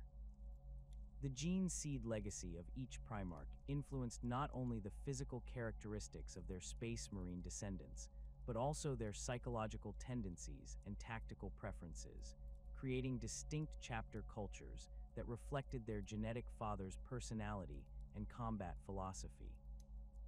The Sons of Guilliman inherited their Primarch's strategic brilliance and organizational genius, making the Ultramarines and their successor chapters exemplars of tactical flexibility and administrative efficiency. The Imperial Fists carried Rogel Dorn's defensive expertise and stubborn determination, specializing in siege warfare and fortification construction that reflected their Primarch's role in defending Terra during the Horus Heresy. The Blood Angels bore the genetic legacy of Sanguinius, including both his artistic sensibilities and noble bearing, as well as the curse of the Red Thirst that threatened to transform them into blood-mad berserkers during intense combat. The Dark Angels inherited Lion L. Johnson's secretive nature and tactical genius, but also carried the burden of their chapter's hidden shame regarding the fallen angels who had betrayed their Primarch during the heresy. The Space Wolves maintained Leman, Russ's fierce independence and preference for close combat, their genetic modifications creating physical changes that distinguished them from other chapters while reinforcing their pack-hunting instincts.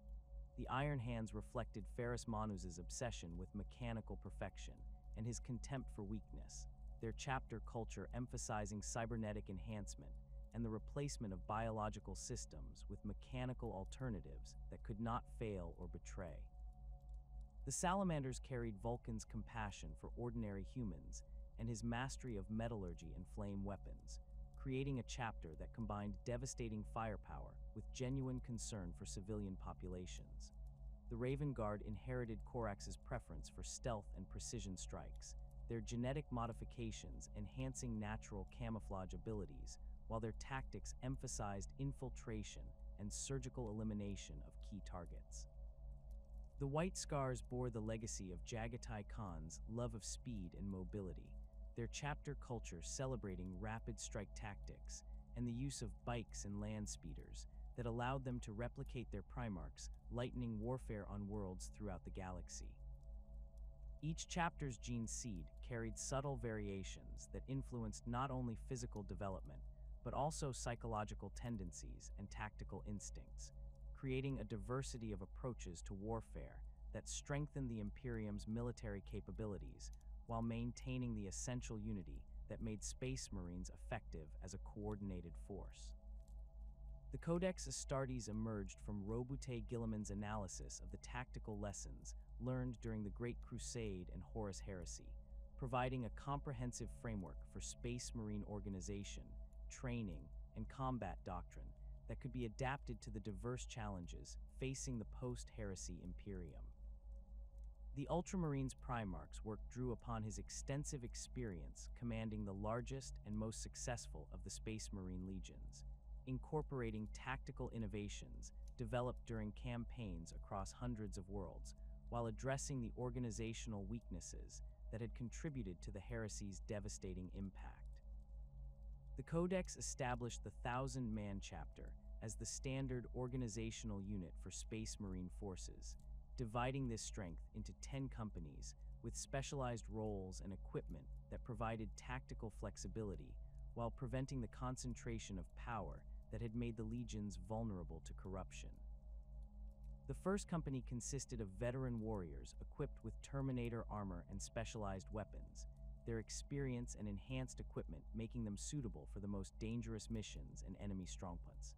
The second through fifth companies served as battle companies, maintaining full tactical flexibility through balanced combinations of tactical squads, assault squads, and devastator squads that could adapt to various combat situations. The 6th through 9th companies functioned as reserve formations, with the 6th and 7th companies consisting entirely of tactical squads that could reinforce battle companies or conduct independent operations requiring sustained infantry combat. The 8th company specialized in assault operations, its Marines equipped with jump packs and close combat weapons that allowed rapid deployment and devastating melee attacks against enemy positions. The 9th Company provided heavy weapons support through Devastator squads equipped with las cannons, missile launchers, and other crew-served weapons that could engage armored targets and fortified positions at extended range. The 10th Company served as the chapter's scout company, recruiting and training new initiates while conducting reconnaissance and infiltration missions that took advantage of their smaller size and specialized equipment. Scout Marines operated without power armor, relying instead on stealth and precision weapons to gather intelligence and eliminate key targets before conventional forces engaged the enemy. The Scout Company's role in recruitment meant that its strength varied considerably depending on the chapter's current needs and the availability of suitable candidates from their recruiting worlds.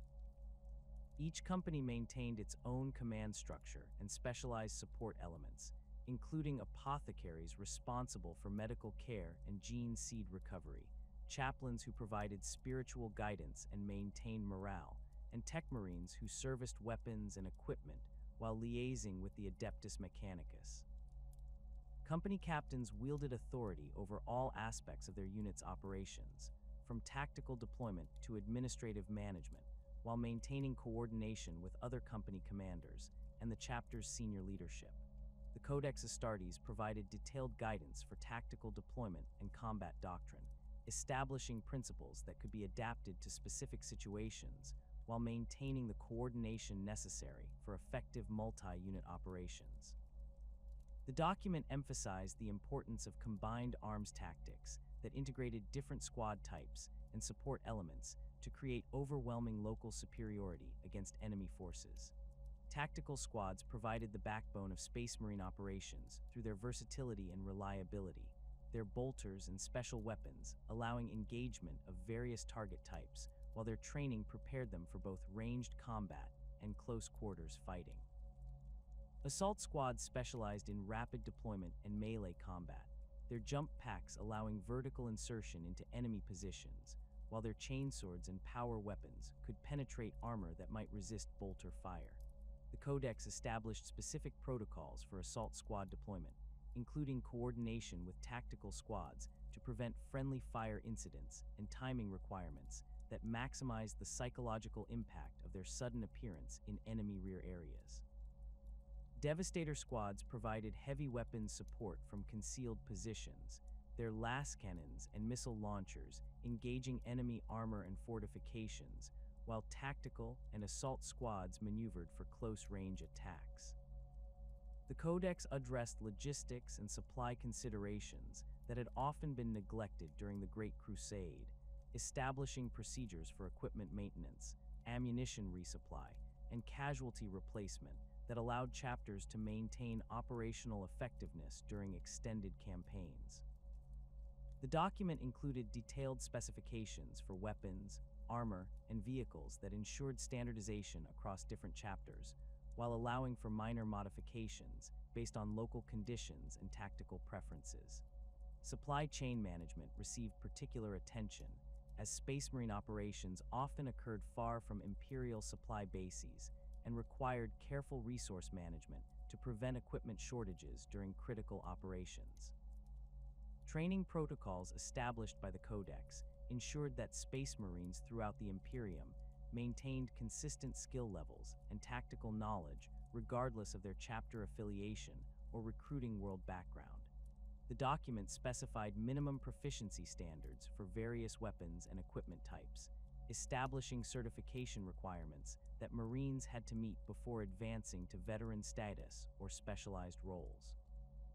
Cross-training requirements ensured that individual Marines could fulfill multiple battlefield functions when casualties or tactical situations required flexibility in squad composition and mission assignments. The Codex Astartes addressed command and control procedures that enabled effective coordination between different chapters and other Imperial forces during joint operations, establishing communication protocols and tactical symbols that allowed rapid information exchange during combat operations. The document included procedures for integrating Space Marine operations with Imperial Guard regiments, Imperial Navy fleets, and other military organizations, whose capabilities complemented those of the Astartes while requiring different tactical approaches and logistical support. The Astra Militarum represents the Imperium's primary military instrument for large-scale warfare. Its vast regimental structure, drawing upon the diverse populations and martial traditions found across thousands of worlds throughout Imperial space. Unlike the genetically enhanced Space Marines, who serve as elite shock troops for the most critical operations, the Imperial Guard relies upon ordinary human courage and overwhelming numerical superiority to achieve victory against the enemies of mankind. The organization's strength lies not in individual heroism, but in the coordinated application of massive firepower and disciplined infantry formations that can sustain prolonged campaigns across multiple theaters of war simultaneously. The regimental system that governs Imperial Guard organization reflects the practical necessities of recruiting, training, and deploying military forces across galactic distances, while accommodating the diverse cultural traditions and environmental conditions found throughout Imperial territory. Each regiment typically draws its personnel from a single world or closely related group of worlds, ensuring that soldiers share common languages, customs, and tactical preferences that facilitate unit cohesion and battlefield effectiveness. This approach creates natural bonds of loyalty and mutual understanding among troops who must depend upon each other for survival during extended combat operations far from their homeworlds.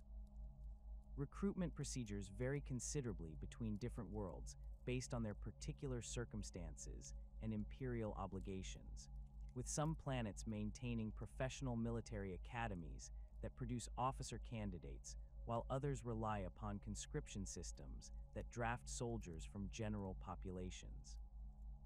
Hive worlds typically contribute vast numbers of recruits accustomed to urban warfare and industrial environments, their soldiers bringing familiarity with complex machinery and crowded conditions that prove valuable during siege operations and city fighting.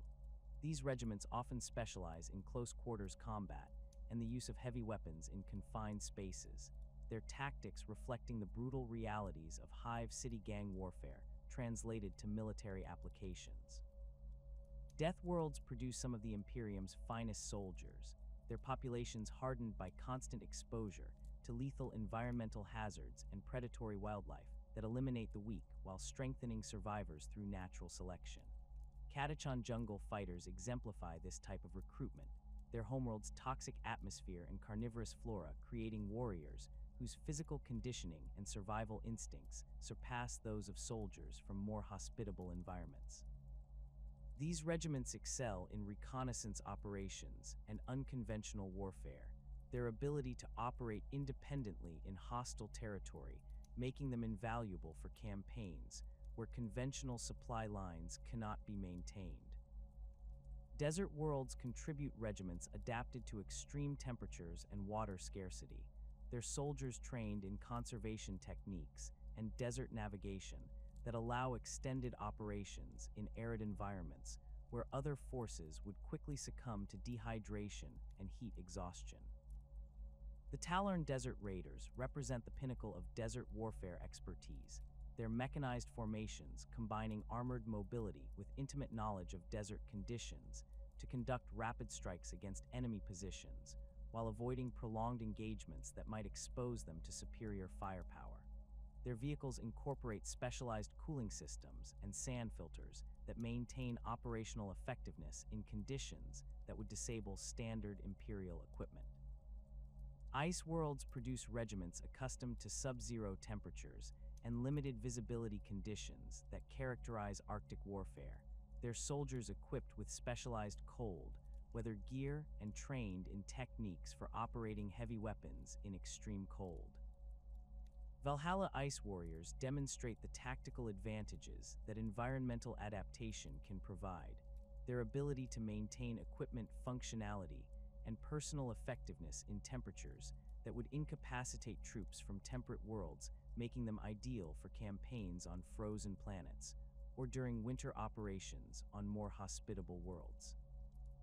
Feudal worlds contribute regiments that combine primitive cultural traditions with modern imperial military equipment, creating formations that blend ancient warrior codes with contemporary tactical doctrine. These soldiers often display exceptional personal courage and loyalty to their officers, their feudal backgrounds instilling concepts of honor and duty that translate effectively to military service. However, their limited technological background can create challenges when operating advanced equipment or coordinating with more sophisticated imperial forces, requiring additional training and careful integration with other regimental types. Feral world regiments bring primitive savagery and exceptional physical conditioning to imperial service, their warriors accustomed to hand-to-hand combat and survival in hostile environments without technological support. These troops excel in assault operations and close-quarters fighting, their lack of technological dependence making them valuable when equipment failures or enemy interference disrupt normal military operations. Their cultural background often includes shamanistic traditions and tribal warfare techniques that can be adapted to military applications, particularly in reconnaissance and infiltration missions where conventional approaches might fail. The most prestigious and well-known Imperial Guard regiments have earned their reputations through centuries of distinguished service in major campaigns throughout Imperial history, their tactical expertise and battlefield achievements making them exemplars of different approaches to warfare. The Cadian shock troops established their legendary status through their homeworld's strategic position near the Eye of Terror, where constant exposure to chaos incursions created a population entirely dedicated to military service from birth to death. Cadian military doctrine emphasizes combined arms tactics and disciplined firepower, their soldiers trained to coordinate infantry operations with armored support and artillery bombardment to create overwhelming local superiority against enemy forces. Cadian regiments maintain higher equipment standards and training levels than most other Imperial Guard formations, their proximity to the Eye of Terror ensuring priority access to advanced weapons and specialized equipment necessary for fighting chaos forces. Their tactical doctrine influences Imperial Guard training throughout the Imperium, as Cadian methods have proven effective against diverse enemy types while remaining adaptable to different operational environments. The regiment's officer training programs produce some of the Imperial Guard's finest commanders, their graduates often serving as advisors and instructors for other regiments that lack comparable institutional experience. The Mordian Iron Guard represents the opposite extreme of military culture, their homeworld's rigid social hierarchy and industrial discipline creating regiments that excel in defensive operations and formal battlefield tactics. Mordian soldiers wear elaborate dress uniforms even in combat situations, their adherence to military protocol and ceremonial traditions, reflecting cultural values that prioritize order and discipline above individual initiative. This approach proves particularly effective during siege operations and urban warfare, where coordinated movement and fire discipline can overcome numerical disadvantages through superior tactical coordination. Mordian tactical doctrine emphasizes precise execution of predetermined battle plans, their officers trained to coordinate complex maneuvers through detailed preparation and rehearsal rather than improvisation during combat operations. Their regiments excel when fighting enemies who employ conventional tactics, but can struggle against opponents who use unconventional methods or rapidly changing battlefield conditions that require immediate adaptation. The Iron Guard's strength lies in their ability to maintain formation integrity and fire discipline under extreme pressure, their soldiers continuing to execute orders even when facing overwhelming odds or catastrophic casualties. Vostroyan firstborn regiments combine aristocratic military traditions with advanced equipment and extensive training, their homeworld's industrial capacity and military academies producing some of the Imperium's most professional soldiers. Vostroyan culture emphasizes personal honor and regimental pride, creating formations that fight with exceptional determination while maintaining high standards of military bearing and tactical competence. Their regiments typically receive priority access to advanced weapons and equipment, including specialized sniper rifles and heavy weapons that require extensive training to operate effectively. The firstborn tradition requires the eldest son of each Vostroyan family to serve in the Imperial Guard, ensuring that regiments include representatives from all social classes while maintaining strong connections to their homeworld's civilian population. This system creates officers who understand both military requirements and civilian concerns, making Vostroyan regiments particularly effective during operations that require cooperation with local populations or protection of civilian assets. Their tactical doctrine emphasizes precision firepower and coordinated maneuvers, their soldiers trained to achieve maximum effectiveness through careful planning and superior marksmanship. Combined arms warfare represents the fundamental tactical doctrine that governs Imperial Guard operations, integrating infantry formations with armored vehicles, artillery support, and air assets to create battlefield effects that exceed the sum of individual components. This approach recognizes that modern warfare requires coordination between different military specialties, each contributing unique capabilities that address specific tactical challenges while supporting overall operational objectives. Infantry provides the flexibility and staying power necessary for holding terrain and engaging enemy forces in complex environments, while armored vehicles contribute mobility and heavy firepower that can break through enemy defensive positions. Artillery serves as the backbone of Imperial Guard firepower, providing long-range bombardment capabilities that can suppress enemy positions while supporting advancing infantry and armor formations. Imperial Guard doctrine emphasizes the massed use of artillery to create concentrated barrages that overwhelm enemy defenses through sheer volume of fire rather than precision targeting.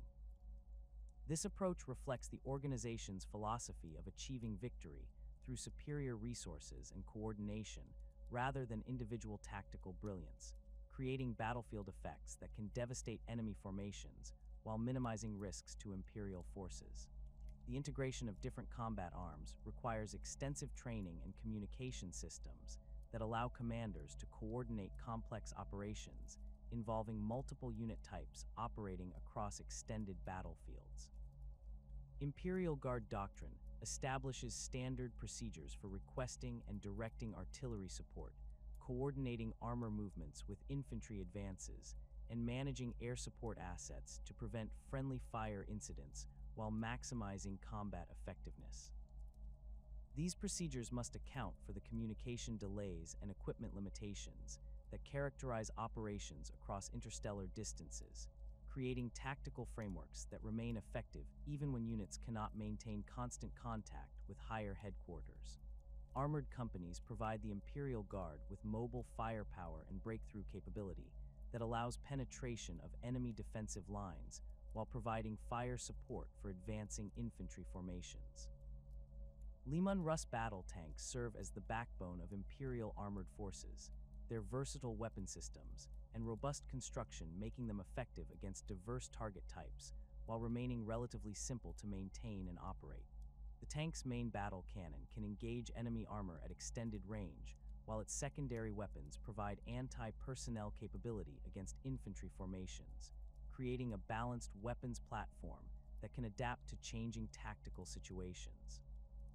Tank crews receive specialized training that emphasizes coordination between driver, gunner, and commander positions, their effectiveness depending upon seamless cooperation between team members who must operate complex machinery while under enemy fire. The confined environment of tank operations creates unique psychological challenges, as crew members must function effectively in cramped conditions while managing the stress of combat operations that often involve direct confrontation with enemy anti-tank weapons. Successful tank crews develop almost telepathic coordination that allows rapid response to changing tactical situations without the delays that verbal communication might create. Chimera armored personnel carriers provide infantry squads with protected mobility and fire support, their multi-laser turrets and hull-mounted weapons allowing engagement of light enemy vehicles, while their armor protection shields passengers from small arms fire and artillery fragments. The vehicle's amphibious capability and NBC protection systems make it suitable for operations in diverse environmental conditions, while its modular design allows field modifications that adapt it to specific mission requirements. Chimera crews must coordinate with embarked infantry squads to maximize the vehicle's effectiveness, timing dismount operations to provide optimal fire support while avoiding exposure to enemy anti-tank weapons. Artillery batteries form the foundation of Imperial Guard fire support, their guns providing both direct and indirect fire capabilities that can engage targets across extended ranges while delivering devastating area effects against enemy formations. The Basilisk self-propelled gun represents the standard Imperial Guard artillery piece, its Earthshaker cannon capable of delivering high explosive shells across battlefield distances while maintaining the mobility necessary for rapid displacement after firing missions. Artillery crews must master complex calculations involving range, elevation, and ammunition types while coordinating with forward observers who provide target information and adjust fire based on observed results. Counter-battery operations require artillery units to locate and destroy enemy guns before they can disrupt Imperial Guard operations, creating tactical challenges that demand rapid response and accurate targeting under time pressure. Artillery commanders must balance the need for immediate fire support with conservation of ammunition supplies, as extended bombardments can exhaust available stocks while failing to achieve decisive results against well-protected enemy positions. The coordination of multiple battery fires allows concentration of firepower that can overwhelm enemy defenses through simultaneous impact rather than sequential bombardment, but requires precise timing and communication that can be disrupted by enemy interference. Infantry platoons serve as the fundamental tactical unit of Imperial Guard operations, their organic weapons and equipment providing the flexibility necessary for diverse mission types while maintaining the cohesion required for effective small unit tactics. Each platoon typically includes multiple squads equipped with lasguns, special weapons, and heavy weapons that provide balanced capabilities against different target types. Platoon commanders must coordinate their subordinate units while maintaining communication with company headquarters, balancing immediate tactical requirements with broader operational objectives that may not be apparent at squad level. Squad-level tactics emphasize fire and movement techniques that allow infantry to advance under enemy fire while maintaining sufficient firepower to suppress opposing forces. Lasgun volleys provide sustained fire that can pin enemy infantry, while special weapons engage specific targets that require precision engagement or enhanced penetration capability. Heavy weapons teams provide fire support that can engage armored targets or fortified positions, their weapons requiring careful positioning and protection to maintain effectiveness throughout extended engagements. The integration of infantry operations with armored and artillery support requires careful coordination to prevent friendly fire incidents while maximizing combined effectiveness against enemy forces. Infantry must learn to operate in close proximity to friendly tanks while identifying targets for artillery bombardment, their forward observers providing essential targeting information that allows indirect fire assets to engage enemies beyond direct observation range. This coordination becomes particularly challenging during urban operations, where civilian populations and complex terrain create additional constraints on weapons employment and movement patterns. Planetary defense forces represent the first line of defense against external threats, while providing internal security and law enforcement capabilities that maintain order during peacetime conditions. These formations typically recruit from local populations and receive training that emphasizes familiarity with their homeworld's terrain and defensive installations, creating military forces that understand local conditions while maintaining loyalty to planetary governments. PDF units vary considerably in quality and equipment depending on their world's strategic importance and available resources, with some formations approaching Imperial Guard standards, while others barely exceed militia capabilities. The relationship between planetary defense forces and off-world Imperial Guard regiments requires careful management to prevent conflicts between local and Imperial authorities while ensuring effective coordination during military operations. PDF commanders often possess intimate knowledge of local conditions and enemy capabilities that can prove invaluable to Imperial Guard officers unfamiliar with planetary geography and cultural factors. However, differences in training standards, equipment types, and tactical doctrine can create coordination challenges that require diplomatic skill and tactical flexibility to overcome effectively. PDF forces typically receive lower priority for advanced equipment and specialist training compared to Imperial Guard regiments, their role as static defenders reducing requirements for mobile warfare capabilities while emphasizing fortification construction and area denial tactics.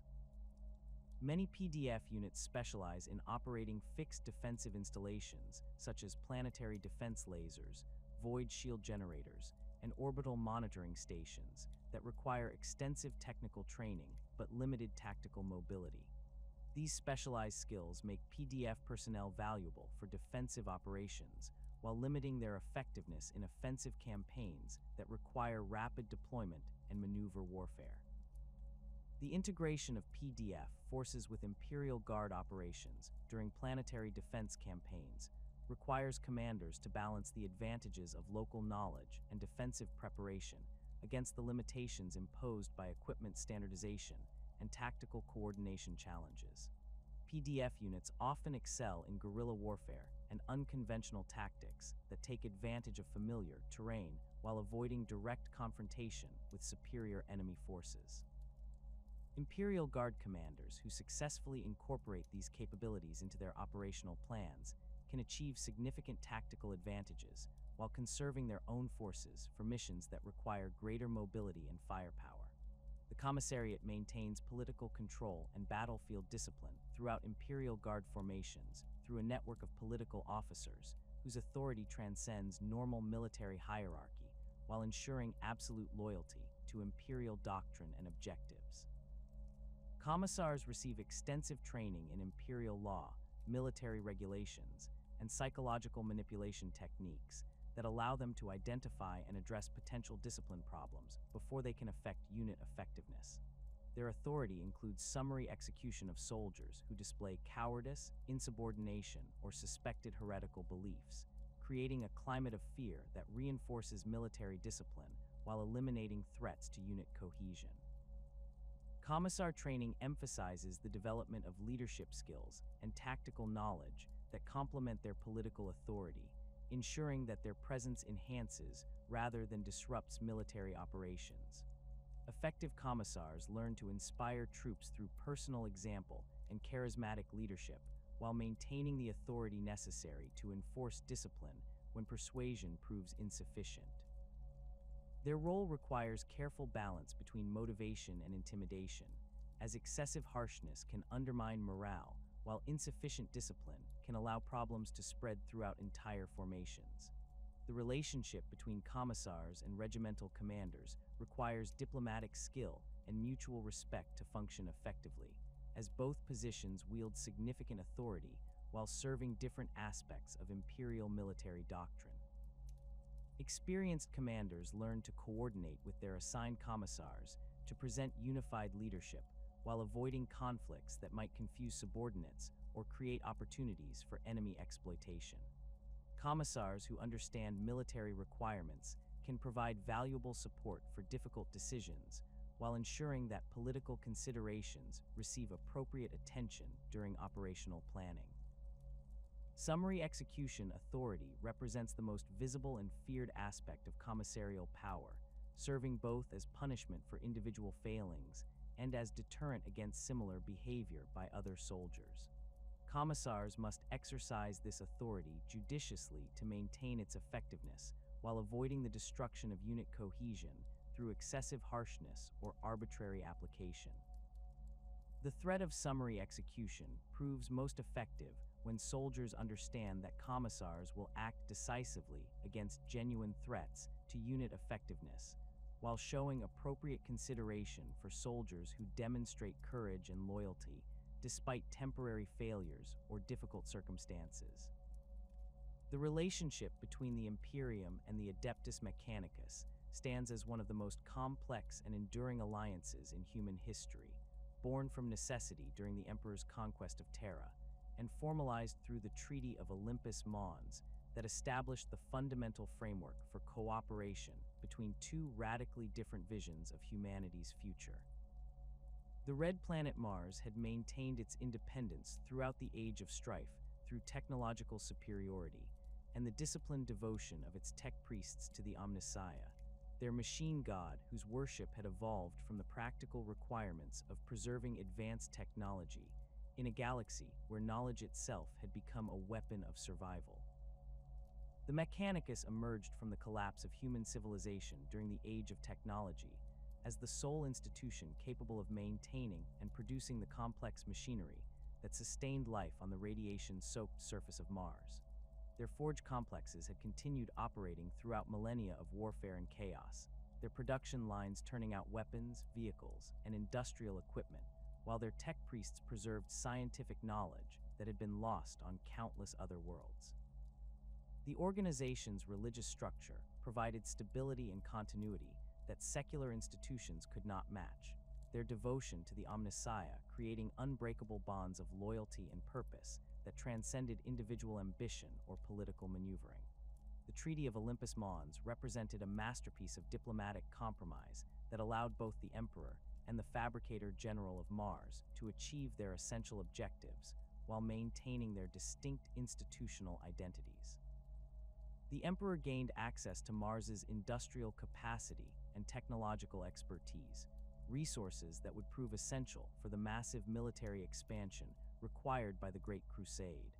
The Mechanicus secured protection from external threats while maintaining internal autonomy over their religious practices and technological development, ensuring that their ancient traditions could continue within the broader framework of imperial expansion.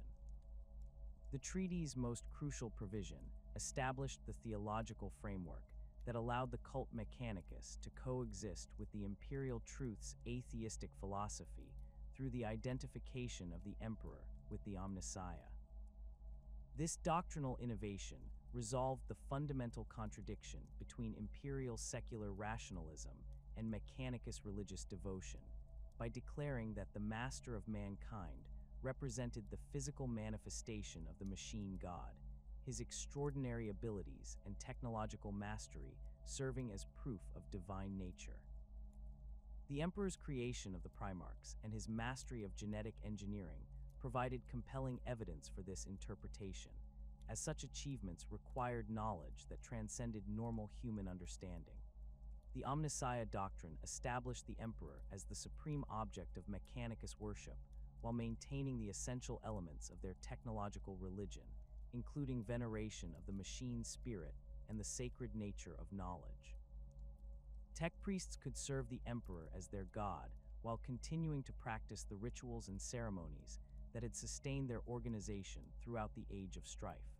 This theological synthesis created a unique position for the Mechanicus within imperial society, as they remained simultaneously part of the imperial hierarchy and separate from it, answering to both the High Lords of Terra and their own internal religious authority. The fundamental doctrines of the cult Mechanicus established technology as sacred knowledge that must be preserved, protected, and properly venerated through appropriate ritual and ceremony.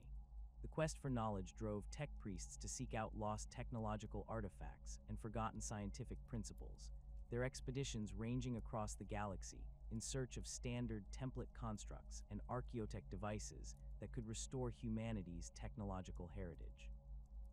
This sacred mission justified the risks and expenses involved in archaeological expeditions to dangerous worlds, as the recovery of even a single STC pattern could provide technological advantages that would benefit the entire Imperium. The weakness of the flesh doctrine proclaimed that biological tissue represented inherently flawed material that could be improved through mechanical augmentation and eventual replacement with blessed machinery.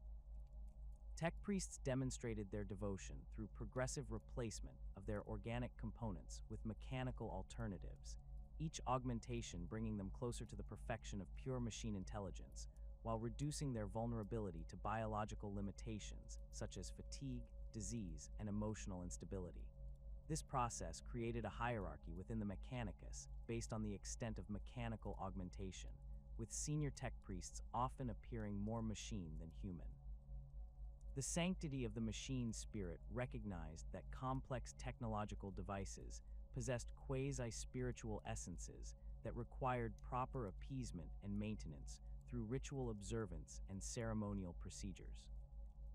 This doctrine provided practical benefits by ensuring that tech priests approached complex machinery with appropriate caution and respect, their ritualized maintenance procedures reducing the risk of equipment failure while preserving operational knowledge that might otherwise be lost through careless handling. The machine spirit concept also explained technological failures and malfunctions in terms that reinforced the importance of proper maintenance and ritual observance. Forge worlds served as the industrial backbone of the Imperium, their massive manufacturing complexes producing everything from basic Laws weapons to continent-spanning Titan war machines, while maintaining the technological infrastructure necessary for interstellar civilization.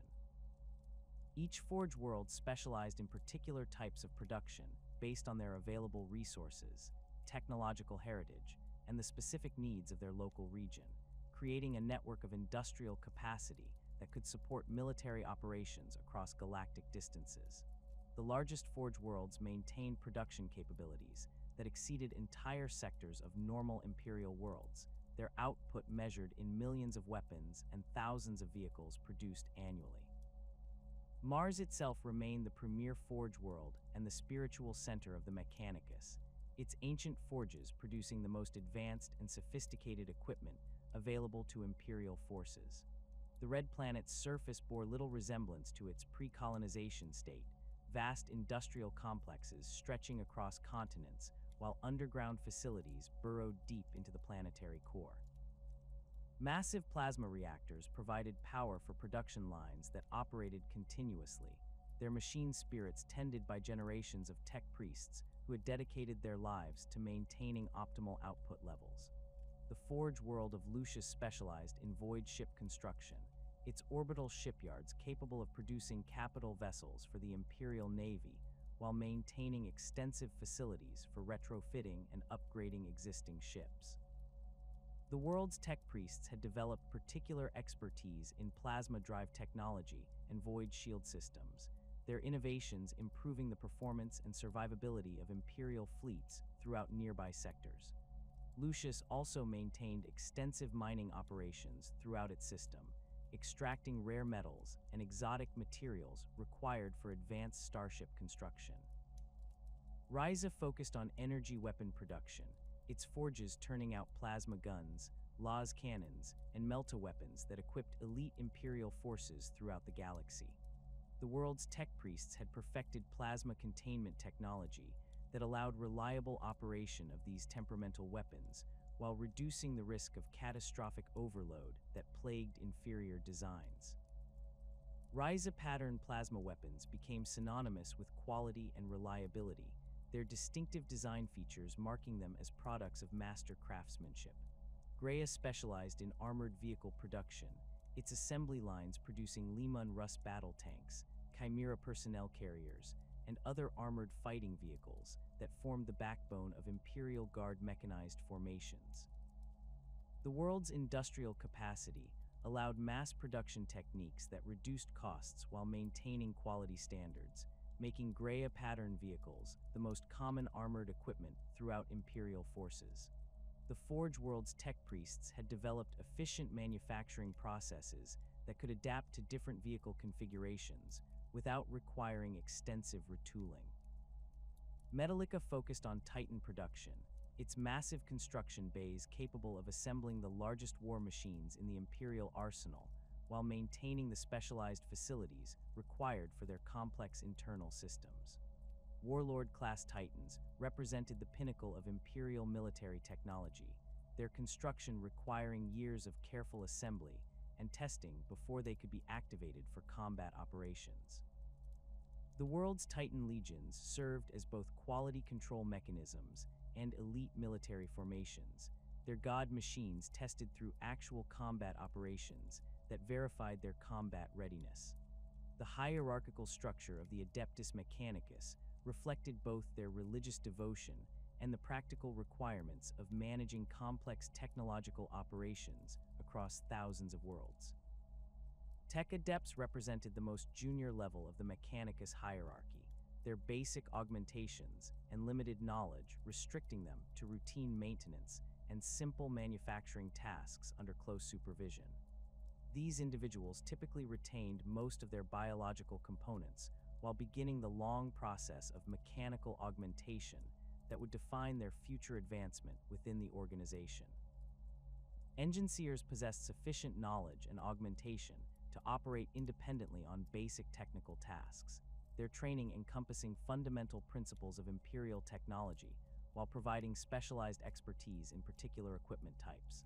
Many engineers served with Imperial Guard regiments or Space Marine chapters, their presence ensuring that complex equipment received proper maintenance and repair even during extended combat operations far from Forge World facilities.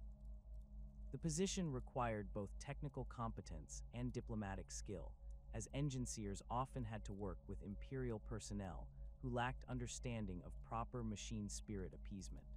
Tech priests represented the core leadership of the Mechanicus, their extensive augmentations and deep knowledge allowing them to oversee major manufacturing operations while conducting advanced research into technological mysteries.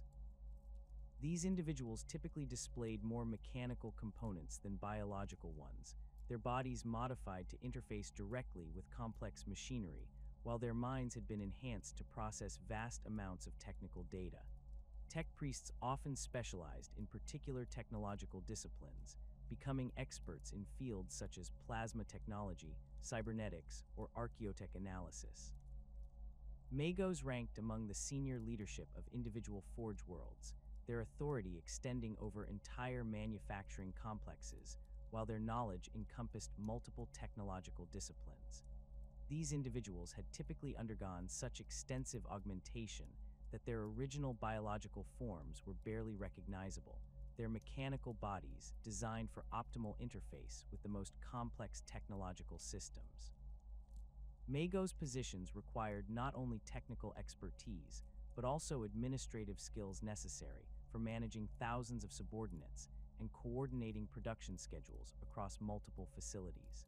The Fabricator General of Mars held supreme authority over the entire Adeptus Mechanicus, serving simultaneously as the highest religious leader of the cult Mechanicus and as the organization's representative within the High Lords of Terra. This position required balancing the often conflicting demands of imperial military requirements and Mechanicus religious doctrine, ensuring that the ancient alliance between Terra and Mars continued to serve both parties' interests. The Fabricator General's authority extended to all Forge worlds throughout the galaxy, though the practical exercise of this power required careful negotiation with local magos who maintained significant autonomy within their own domains.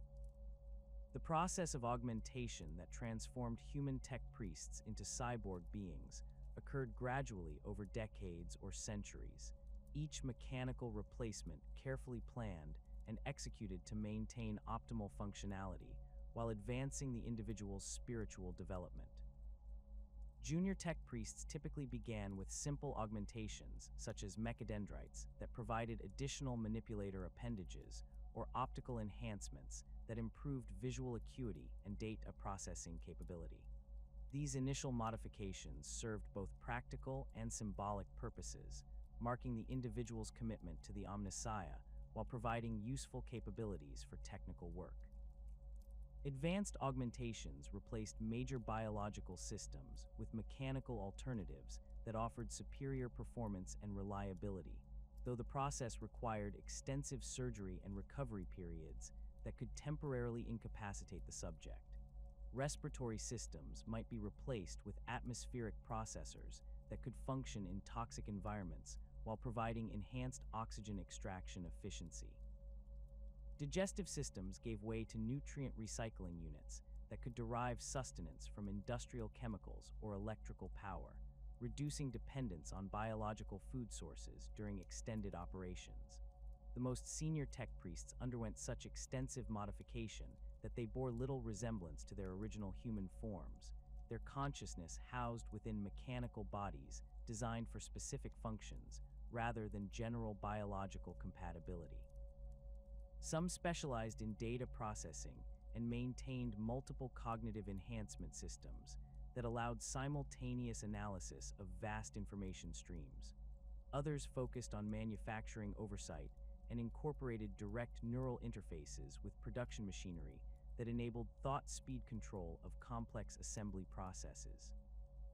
The replacement of biological components with mechanical alternatives served both practical and religious purposes within Mechanicus doctrine, as each augmentation brought the individual closer to the perfection of pure machine intelligence, while demonstrating their rejection of the weakness inherent in organic flesh. The process also created visible markers of rank and specialization within the organization, as more extensive augmentations typically indicated greater seniority and technical expertise. The mechanical components themselves became objects of veneration, their proper maintenance and ritual blessing serving as acts of worship that reinforced the sacred nature of technology. The relationship between the Adeptus Mechanicus and other imperial institutions required careful management to prevent conflicts while ensuring effective cooperation in military and industrial operations. Space Marine chapters depended upon Forge World production for their most advanced equipment, including power armor, bolter weapons, and specialized vehicles that could not be manufactured using standard Imperial technology. This dependence created opportunities for negotiation and mutual support, as chapters could provide military protection for Forge worlds in exchange for priority access to advanced equipment and technical support. The Imperial Navy's relationship with the Mechanicus centered on shipbuilding and maintenance operations that required specialized facilities and technical expertise available only at major Forge worlds. Naval officers learned to work within Mechanicus protocols and religious requirements, understanding that proper appeasement of machine spirits could mean the difference between reliable ship performance and catastrophic system failures during critical operations. The Navy's dependence on Mechanicus technical support created institutional relationships that transcended individual personalities and political considerations. The Astra Militarum's massive equipment requirements made them the largest single consumer of Mechanicus production, their regiments equipped with millions of Laws weapons, thousands of armored vehicles, and countless pieces of support equipment manufactured in Forge World facilities throughout the galaxy. This relationship required extensive coordination between military planners and Mechanicus production managers, as equipment deliveries had to be synchronized with deployment schedules while accounting for the transportation delays inherent in interstellar logistics operations. The Inquisition stands as the Imperium's most secretive and powerful institution, wielding authority that transcends all other imperial organizations in its sacred mission to preserve humanity from the manifold threats that seek its destruction. Born from the ashes of the Horus heresy and the recognition that corruption could take root even among the most trusted servants of the Emperor, the Inquisition operates beyond the constraints of normal imperial law and hierarchy. Its agents possess the authority to requisition entire fleets, condemn worlds to destruction, and execute even the highest-ranking imperial officials if they are deemed threats to humanity's survival. The organization's structure reflects the diverse nature of the threats facing the Imperium, with 3 major ordos specializing in different categories of enemies while maintaining the flexibility to adapt their methods to emerging challenges. Each ordo developed its own traditions, methodologies, and areas of expertise through centuries of combat against specific enemy types, creating specialized knowledge bases that allow Inquisitors to identify and counter threats that might escape detection by conventional Imperial forces. The division of responsibilities ensures comprehensive coverage of potential dangers while preventing any single faction from accumulating excessive power within the organization. The Ordo Malleus emerged as the Inquisition's primary weapon against demonic incursions and chaos corruption, their Inquisitors trained to recognize the subtle signs of warp taint that might herald catastrophic manifestations. These demon hunters possess extensive knowledge of chaos theology and demonic hierarchies, understanding the methods by which the dark gods seek to corrupt imperial citizens and the ritual practices that can open gateways between real space and the warp. Their expertise extends beyond mere identification of threats to encompass the specialized techniques required for banishing demons and purifying locations contaminated by chaos influence.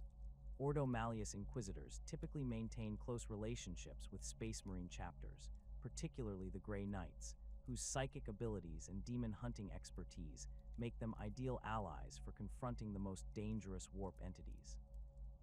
These partnerships require careful coordination, as the Grey Knight's secretive nature and specialized mission parameters must be balanced against the Inquisition's broader investigative requirements. The Ordo Malleus also works extensively with the Adeptus Astra Telepathica to monitor psychic phenomena that might indicate demonic activity, their agents embedded within black ship operations and psyker training facilities to identify potential corruption before it can spread. The demon hunters employ specialized equipment designed specifically for combating warp entities, including consecrated weapons blessed by the ecclesiarchy and psychic wards that can disrupt demonic manifestations. Their personal armaments often incorporate rare materials such as blessed silver and sanctified adamantine that can harm creatures normally immune to conventional weapons. Many Ordo Malleus Inquisitors undergo extensive psychic training themselves, developing mental disciplines that protect them from demonic influence while allowing them to detect warp disturbances that might escape normal observation. The investigation of chaos cults represents one of the Ordo Malleus's most challenging responsibilities, as these organizations typically operate in complete secrecy while gradually corrupting entire populations through careful manipulation and false promises. Cult activities often begin with seemingly innocent social gatherings or philosophical discussions that slowly introduce heretical concepts and forbidden knowledge. The Inquisitors must identify these groups during their early stages of development before they can accumulate sufficient power and influence to resist imperial intervention effectively. The Ordo Hereticus focuses its attention on threats arising from within imperial society itself, hunting down rogue psychers, corrupt officials, and heretical movements that seek to undermine imperial authority through subversion rather than direct military action. These heretic hunters possess detailed knowledge of imperial law, administrative procedures, and religious doctrine that allows them to identify deviations from established norms while understanding the complex political relationships that govern imperial society. Their investigations often require years of careful observation and evidence gathering, as heretical activities frequently occur within established imperial institutions where direct accusation could cause significant political disruption. The relationship between the Ordo Hereticus and the ecclesiarchy requires particularly delicate handling, as the Inquisition must investigate potential corruption within the imperial church while maintaining the religious unity essential for imperial social stability. Heretic hunters often work closely with ecclesiarchy officials to identify theological deviations and unauthorized religious practices, but they also monitor the church itself for signs of corruption or excessive political ambition. The Age of Apostasy demonstrated the catastrophic consequences of unchecked religious authority, making ongoing oversight of ecclesiarchy activities a permanent priority for the Ordo Hereticus. Rogue psychers represent another major concern for the Ordo Hereticus, as these individuals pose immediate threats to local populations while potentially serving as conduits for demonic incursion. Untrained psychers can manifest uncontrolled psychic phenomena that kill or mutate nearby civilians, while those who have received partial training but escaped imperial oversight might use their abilities for personal gain or criminal activities. The heretic hunters coordinate with local Arbites forces and planetary governors to track down these individuals, though the investigation process must balance public safety concerns against the need to avoid widespread panic about psychic threats. The Ordo Hereticus maintains extensive surveillance networks throughout imperial space, their agents embedded within planetary governments, merchant guilds, and military organizations to monitor for signs of heretical activity or corruption. These networks require careful management to prevent detection while ensuring reliable information flow, as exposed agents face immediate execution, while compromised intelligence can lead to catastrophic operational failures. The Inquisitors must balance the need for comprehensive monitoring against the resources required to maintain such extensive surveillance operations across thousands of worlds. The Ordo Xenos specializes in combating alien threats that seek to destroy or corrupt humanity through military conquest, technological subversion, or psychological manipulation. These alien hunters possess detailed knowledge of Xenos biology, technology, and behavioral patterns that allows them to predict enemy actions while developing effective countermeasures against non-human weapons and tactics. Their expertise encompasses everything from the hive mind intelligence of Tyrannid swarms to the advanced technology of Eldar craftworlds, requiring constant study and adaptation as new alien species are encountered throughout Imperial expansion. The investigation of Xenos artifacts and technology represents one of the Ordo Xenos' most dangerous responsibilities, as alien devices often incorporate principles that violate human understanding of physics while potentially carrying hidden threats such as mind control mechanisms or viral contaminants. Inquisitors must examine these items carefully to understand their capabilities and potential applications, while ensuring that exposure does not corrupt Imperial personnel or compromise operational security. The knowledge gained from such investigations can provide crucial advantages in future encounters with the same alien species, but the risks involved require extreme caution and specialized protective equipment. The Ordo Xenos works closely with Imperial Guard regiments and Space Marine chapters that have extensive experience fighting particular alien species, drawing upon their tactical knowledge while providing specialized intelligence about enemy capabilities and weaknesses. These relationships require careful coordination to ensure that military operations receive appropriate support without compromising ongoing investigations or revealing sensitive information about alien capabilities to unauthorized personnel. The alien hunters also coordinate with rogue trader dynasties whose exploration activities often result in first contact with previously unknown Xenos species. The The Deathwatch Space Marines serve as the Ordo Xenos' primary military arm, their specialized training and equipment making them ideally suited for operations against alien threats that require precise application of force rather than large-scale military campaigns. These battle brothers are seconded from their parent chapters for extended service with the Inquisition, bringing diverse tactical expertise and genetic capabilities that can be adapted to specific alien hunting missions. The Deathwatch maintains watch fortresses throughout Imperial space that serve as forward operating bases for alien hunting operations, while providing secure facilities for studying captured xenos technology. Inquisitorial authority operates according to principles established during the organization's founding, granting individual inquisitors unprecedented power to requisition resources and override local authority when pursuing threats to imperial security. This authority extends to commandeering military forces, civilian transportation, and industrial facilities when necessary for investigation or combat operations. Planetary governors, space marine captains, and even other inquisitors must comply with reasonable requisition requests, though the definition of reasonable often depends on the specific circumstances and the political relationships involved. The power to declare exterminatus represents the ultimate expression of inquisitorial authority, allowing individual inquisitors to order the complete destruction of entire worlds when they are deemed beyond salvation. This decision requires careful consideration of multiple factors, including the nature and extent of the threat, the strategic importance of the world, and the availability of alternative solutions that might preserve imperial assets while eliminating the danger. The process typically involves coordination with Imperial Navy fleets capable of delivering the massive firepower required for planetary destruction, though some inquisitors maintain personal access to specialized weapon systems designed specifically for exterminatus operations. The various methods of exterminatus reflect different tactical requirements and available resources, with each approach offering particular advantages depending on the specific threat being addressed. Cyclonic torpedoes provide the most complete destruction by triggering massive tectonic instability that tears the planet apart at a molecular level, ensuring that no trace of corruption or alien contamination can survive.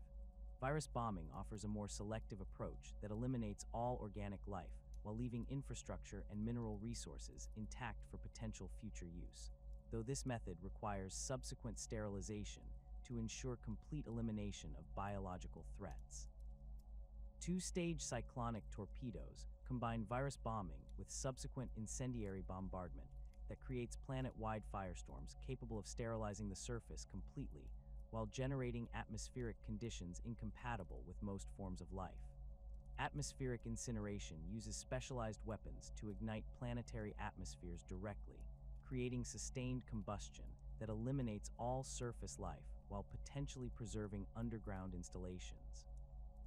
The choice of method depends on factors such as the nature of the threat, available resources, and strategic considerations regarding future use of the world's location or resources. The decision-making process for exterminatus typically involves consultation with other imperial authorities when time permits, as the destruction of an entire world represents a massive loss of resources and population that affects broader imperial strategic planning. However, inquisitors retain the authority to act unilaterally when immediate action is required to prevent the spread of corruption or alien contamination to other worlds. The political and logistical consequences of such decisions often continue for decades after the actual destruction, requiring careful management of relationships with other imperial institutions and affected populations. The relationship between inquisitors and Space Marine chapters involves complex negotiations that balance the Astartes' independence and honor traditions against the Inquisition's authority and investigative requirements. Space Marines typically respond positively to direct requests for assistance against clearly identified threats, particularly when the mission involves combat against chaos forces or alien enemies that threaten Imperial worlds. However, investigations that question chapter loyalty or suggest corruption within Astartes ranks require extremely careful handling to avoid triggering conflicts that could escalate into open warfare between imperial institutions. Chapter masters possess sufficient authority and military power to resist inquisitorial demands they consider unreasonable or insulting to their chapter's honor, creating situations where negotiation and compromise become necessary to achieve operational objectives. Successful inquisitors learn to frame their requests in terms that acknowledge Space Marine autonomy while clearly explaining the nature of the threat and the specific assistance required. The provision of intelligence about enemy capabilities, specialized equipment, or strategic coordination often proves more valuable than direct command authority over Astartes forces. The Grey Knights represent a unique case within Inquisition Space Marine relations, as this chapter was created specifically to serve the Ordo Malleus and operates under different protocols than standard Astartes formations. Grey Knights answer directly to inquisitorial authority when conducting demon hunting operations, their specialized training and equipment making them the premier imperial force for combating warp entities. The chapter's secretive nature and mind-wiping protocols ensure that their operations remain hidden from general imperial knowledge while providing the Ordo Malleus with reliable military support for the most dangerous missions. The Assassin Temples provide the Inquisition with specialized killing capabilities that complement conventional military forces while offering solutions to problems that cannot be addressed through direct confrontation. Each temple specializes in different assassination methods and target types, their training programs producing agents capable of eliminating specific threats through precise application of lethal force. The relationship between Inquisitors and Assassin Temples requires careful coordination to ensure that assassination missions support broader investigative objectives while maintaining the operational security essential for successful infiltration and elimination operations.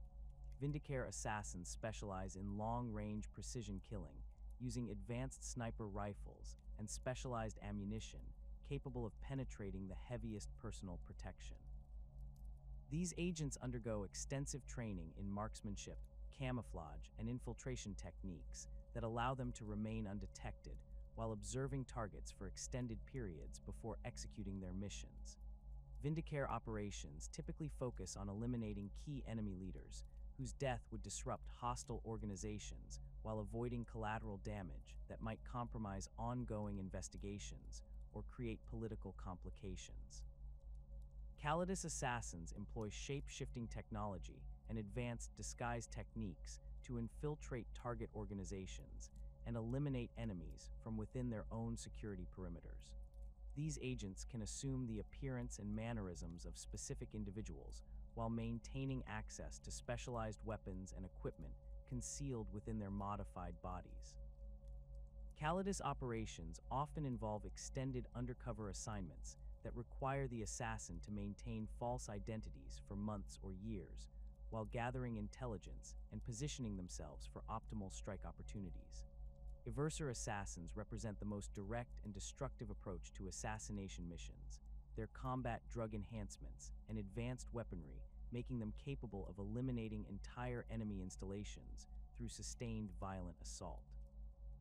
These agents undergo extensive physical and psychological modification that transforms them into living weapons capable of sustained combat against multiple opponents while maintaining the tactical awareness necessary for mission completion. Eversor deployments typically occur when subtlety is less important than ensuring complete elimination of all threats within a specific area.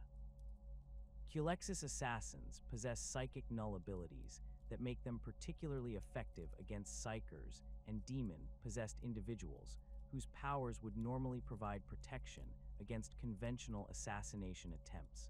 These agents can disrupt psychic phenomena through their mere presence, while remaining largely invisible to warp-based detection methods. Culexus operations often involve situations where the target's psychic abilities make conventional assassination approaches impossible, or where the elimination of psychers is necessary to prevent larger catastrophes. The coordination between Inquisitors and Astra Militarum forces requires understanding of military hierarchy and logistics systems that govern Imperial Guard operations, while ensuring that requisitioned forces receive appropriate support and clear mission parameters. Imperial Guard commanders typically respond positively to inquisitorial requisitions when provided with adequate intelligence about enemy capabilities and clear tactical objectives that utilize their forces' strengths effectively. The massive scale of Guard operations allows inquisitors to embed their investigations within larger military campaigns while maintaining operational security through compartmentalization of sensitive information. Regimental commanders often possess valuable local knowledge and tactical expertise that can enhance inquisitorial operations while providing military capabilities that individual inquisitors cannot match through personal resources alone. The integration of Guard forces into inquisitorial missions requires careful planning to ensure that conventional military tactics remain effective while accommodating the specialized requirements of investigation and counterintelligence operations. The political relationships between inquisitors and Guard officers can significantly influence operational effectiveness, making diplomatic skill as important as tactical competence for successful collaboration. The factional divisions within the Inquisition reflect fundamental philosophical disagreements about the proper methods for combating threats to imperial security while maintaining the organization's effectiveness and moral authority. These divisions often transcend ordo boundaries, with individual inquisitors' approaches to their duties influenced more by personal philosophy and experience than by their formal specialization.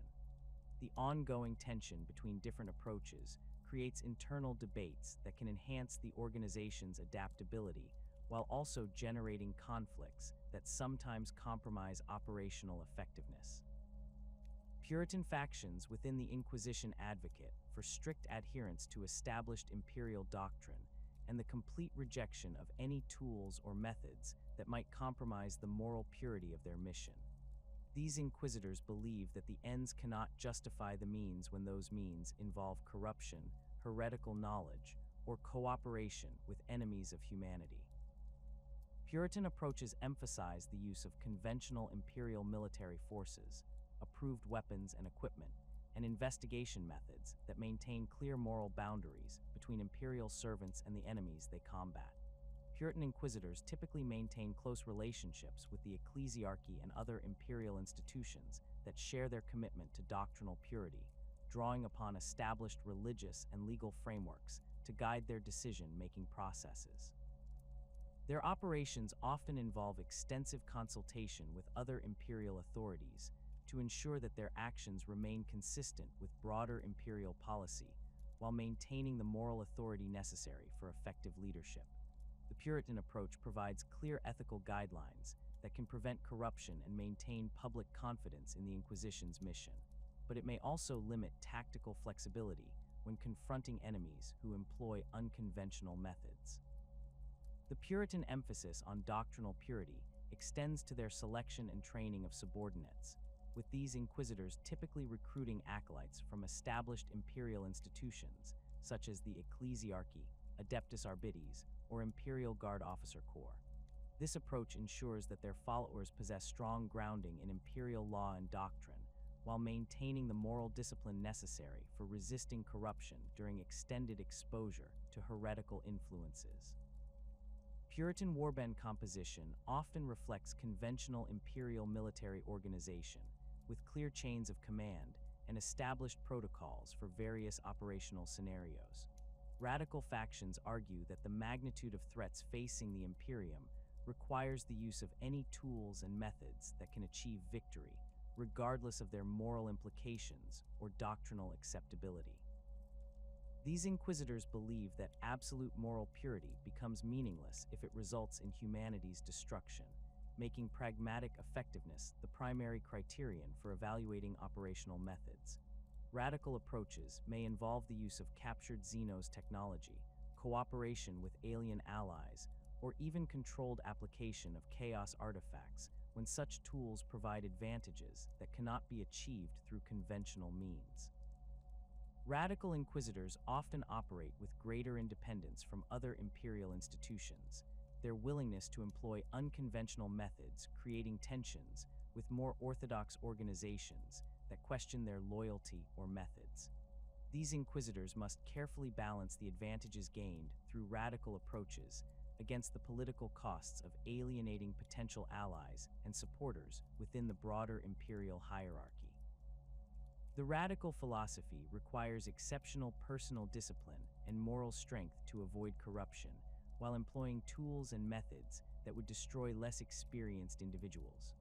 The recruitment and training of radical acolytes often involves selection of individuals with specialized skills or knowledge that might be considered questionable by orthodox imperial standards.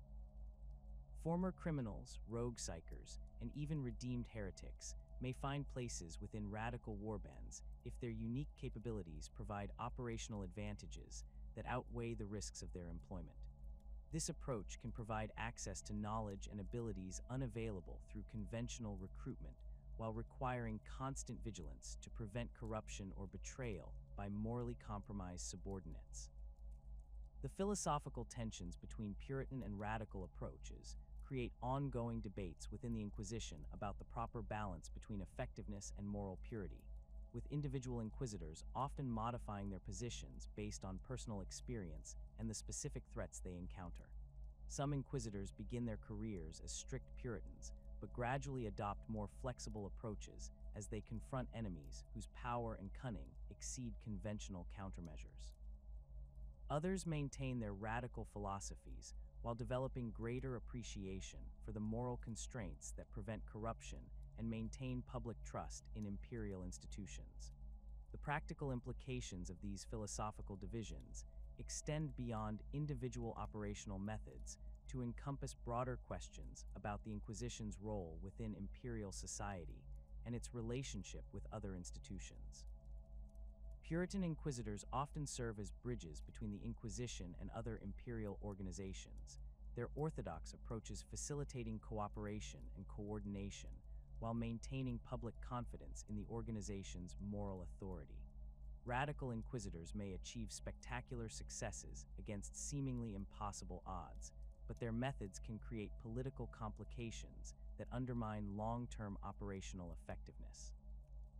The balance between Puritan and radical influences within the Inquisition reflects the organization's need to maintain both moral authority and tactical effectiveness, while confronting enemies who employ every possible method to achieve humanity's destruction.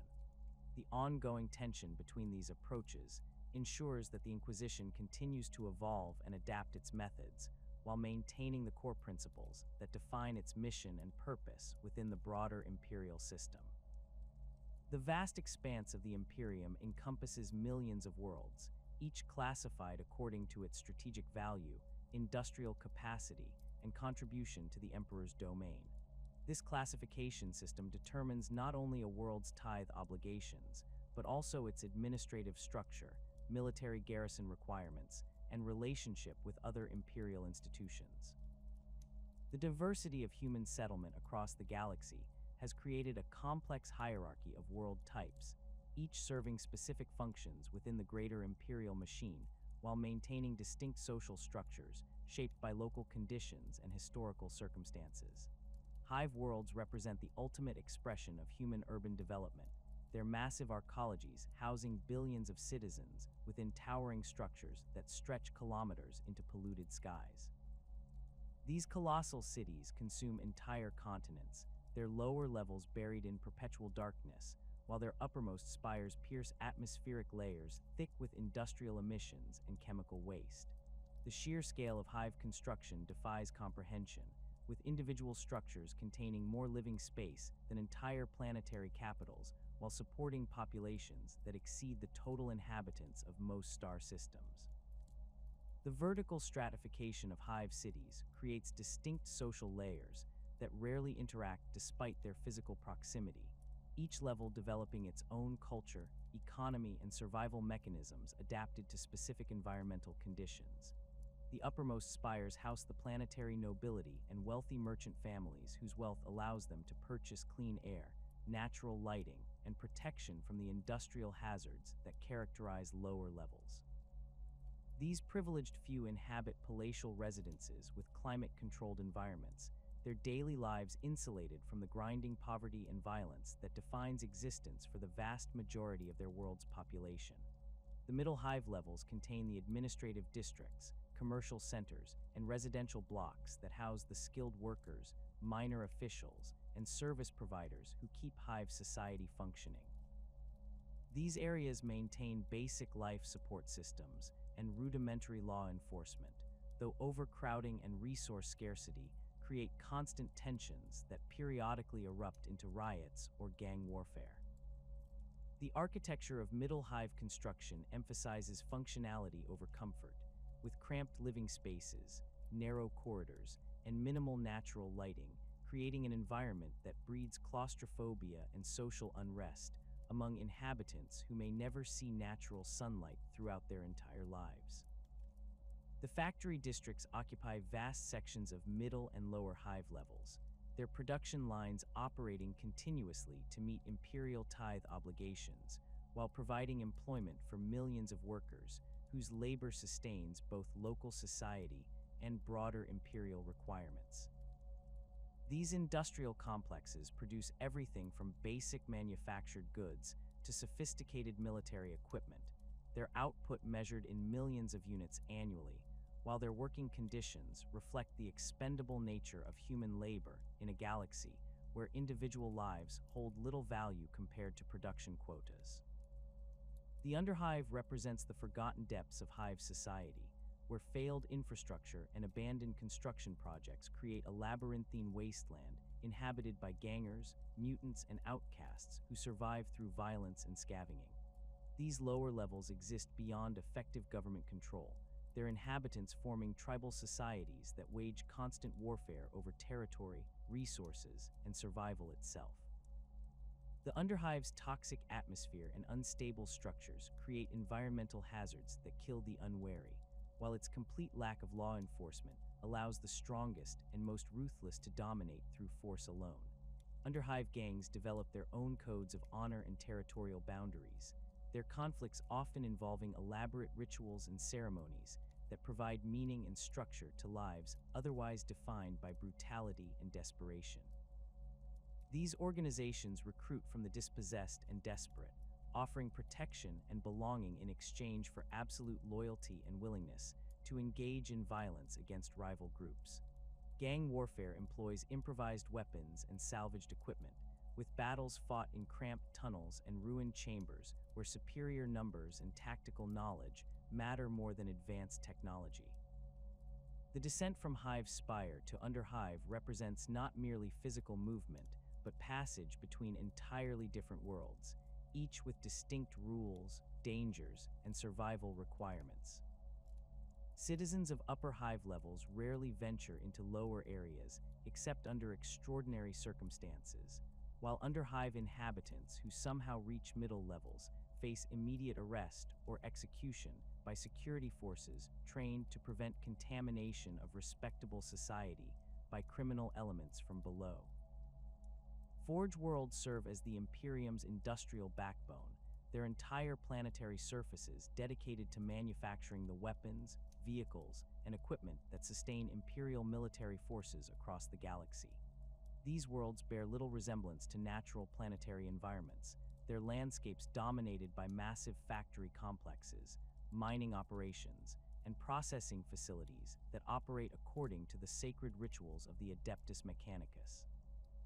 The transformation of these worlds from natural environments to industrial complexes often requires centuries of construction and terraforming that completely eliminates original ecosystems in favor of optimized production capacity. The atmosphere of most Forge worlds contains industrial pollutants and chemical emissions that make unprotected human habitation impossible, requiring specialized life support systems and protective equipment for anyone not enhanced with appropriate cybernetic modifications. The tech priests who govern these worlds view such environmental conditions as acceptable costs for achieving optimal production efficiency, their mechanical augmentations allowing them to function effectively in atmospheres that would kill unmodified humans within minutes of exposure. Agri-worlds represent the opposite extreme of planetary specialization, their vast agricultural operations producing food supplies for hive cities, military forces, and other populations throughout their local sectors. These worlds maintain carefully managed ecosystems designed to maximize crop yields while minimizing resource consumption, their farming operations employing both advanced technology and traditional agricultural methods depending on local conditions and available resources. The social structure of agri-worlds typically reflects rural traditions and agricultural cycles, with seasonal patterns of planting and harvest determining the rhythm of daily life for most inhabitants. The tithe obligations of agri-worlds focus primarily on food production, with planetary governors required to maintain detailed records of crop yields, storage capacity, and transportation schedules that ensure reliable delivery of agricultural products to worlds that cannot achieve food self-sufficiency. The logistics of interstellar food distribution create complex challenges involving preservation techniques, cargo capacity, and delivery timing that must account for the unpredictable delays inherent in warp travel.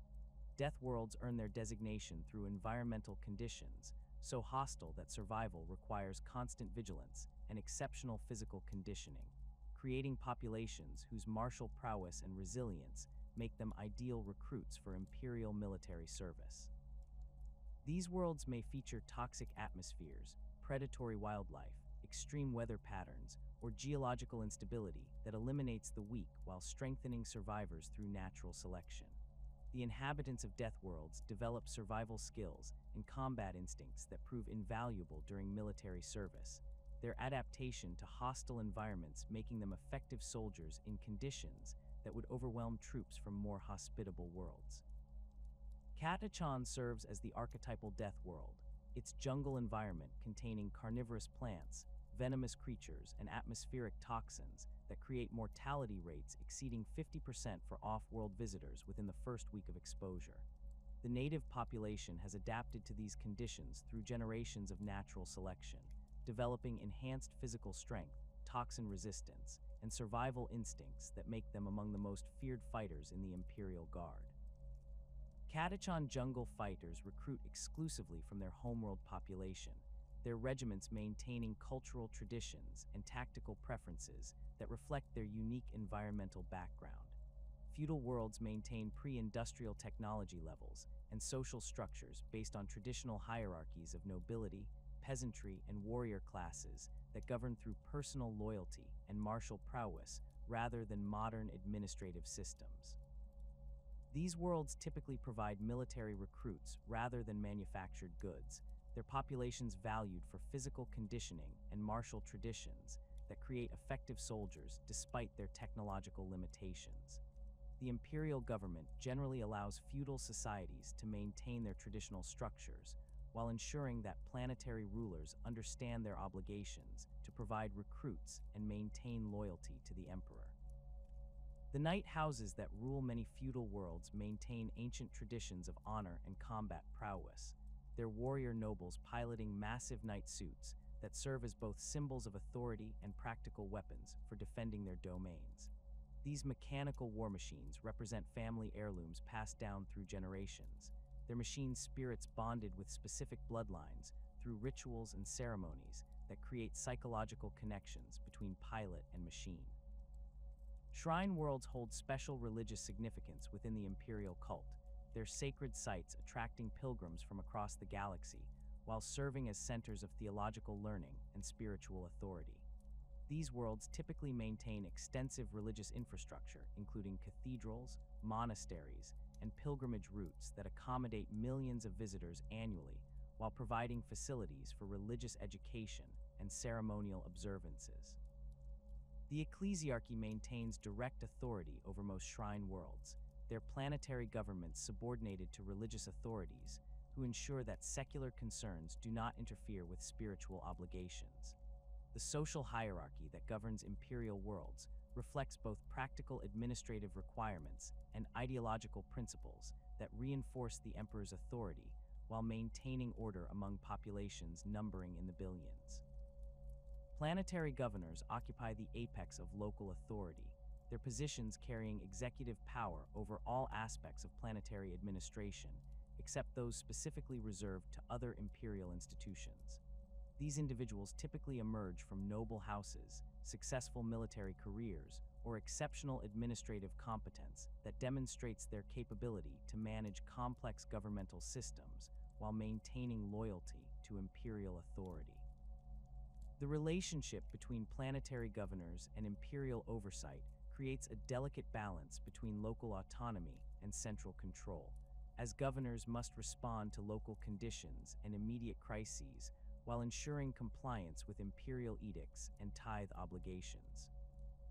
Successful governors learn to navigate the competing demands of different imperial institutions while maintaining the political support necessary for effective rule, their survival depending upon their ability to satisfy both local populations and distant imperial authorities whose priorities may conflict significantly. Noble houses provide the social framework that supports planetary government on most civilized worlds, their hereditary privileges and accumulated wealth creating stable power structures that can maintain order across generations of political change. These families typically control major industrial enterprises, military formations, and administrative positions that give them practical authority over planetary affairs while maintaining formal subordination to imperial law. The internal politics of noble houses often involve complex webs of alliance, marriage, and inheritance that determine succession patterns and influence distribution among competing factions. The Adeptus Archives serves as the Imperium's primary law enforcement organization, their authority extending across all imperial territories while superseding local legal systems when imperial interests are threatened. Arbitrators receive extensive training in imperial law, investigation techniques, and combat procedures that prepare them to operate effectively in diverse cultural environments while maintaining consistent application of imperial legal principles. Their distinctive carapace armor and shock mauls mark them as representatives of imperial authority, whose presence signals the direct involvement of Terra-based institutions in local affairs. Archives precincts maintain fortress-like structures designed to withstand siege conditions, while providing secure facilities for detention, investigation, and administrative functions that support law enforcement operations across entire planetary populations.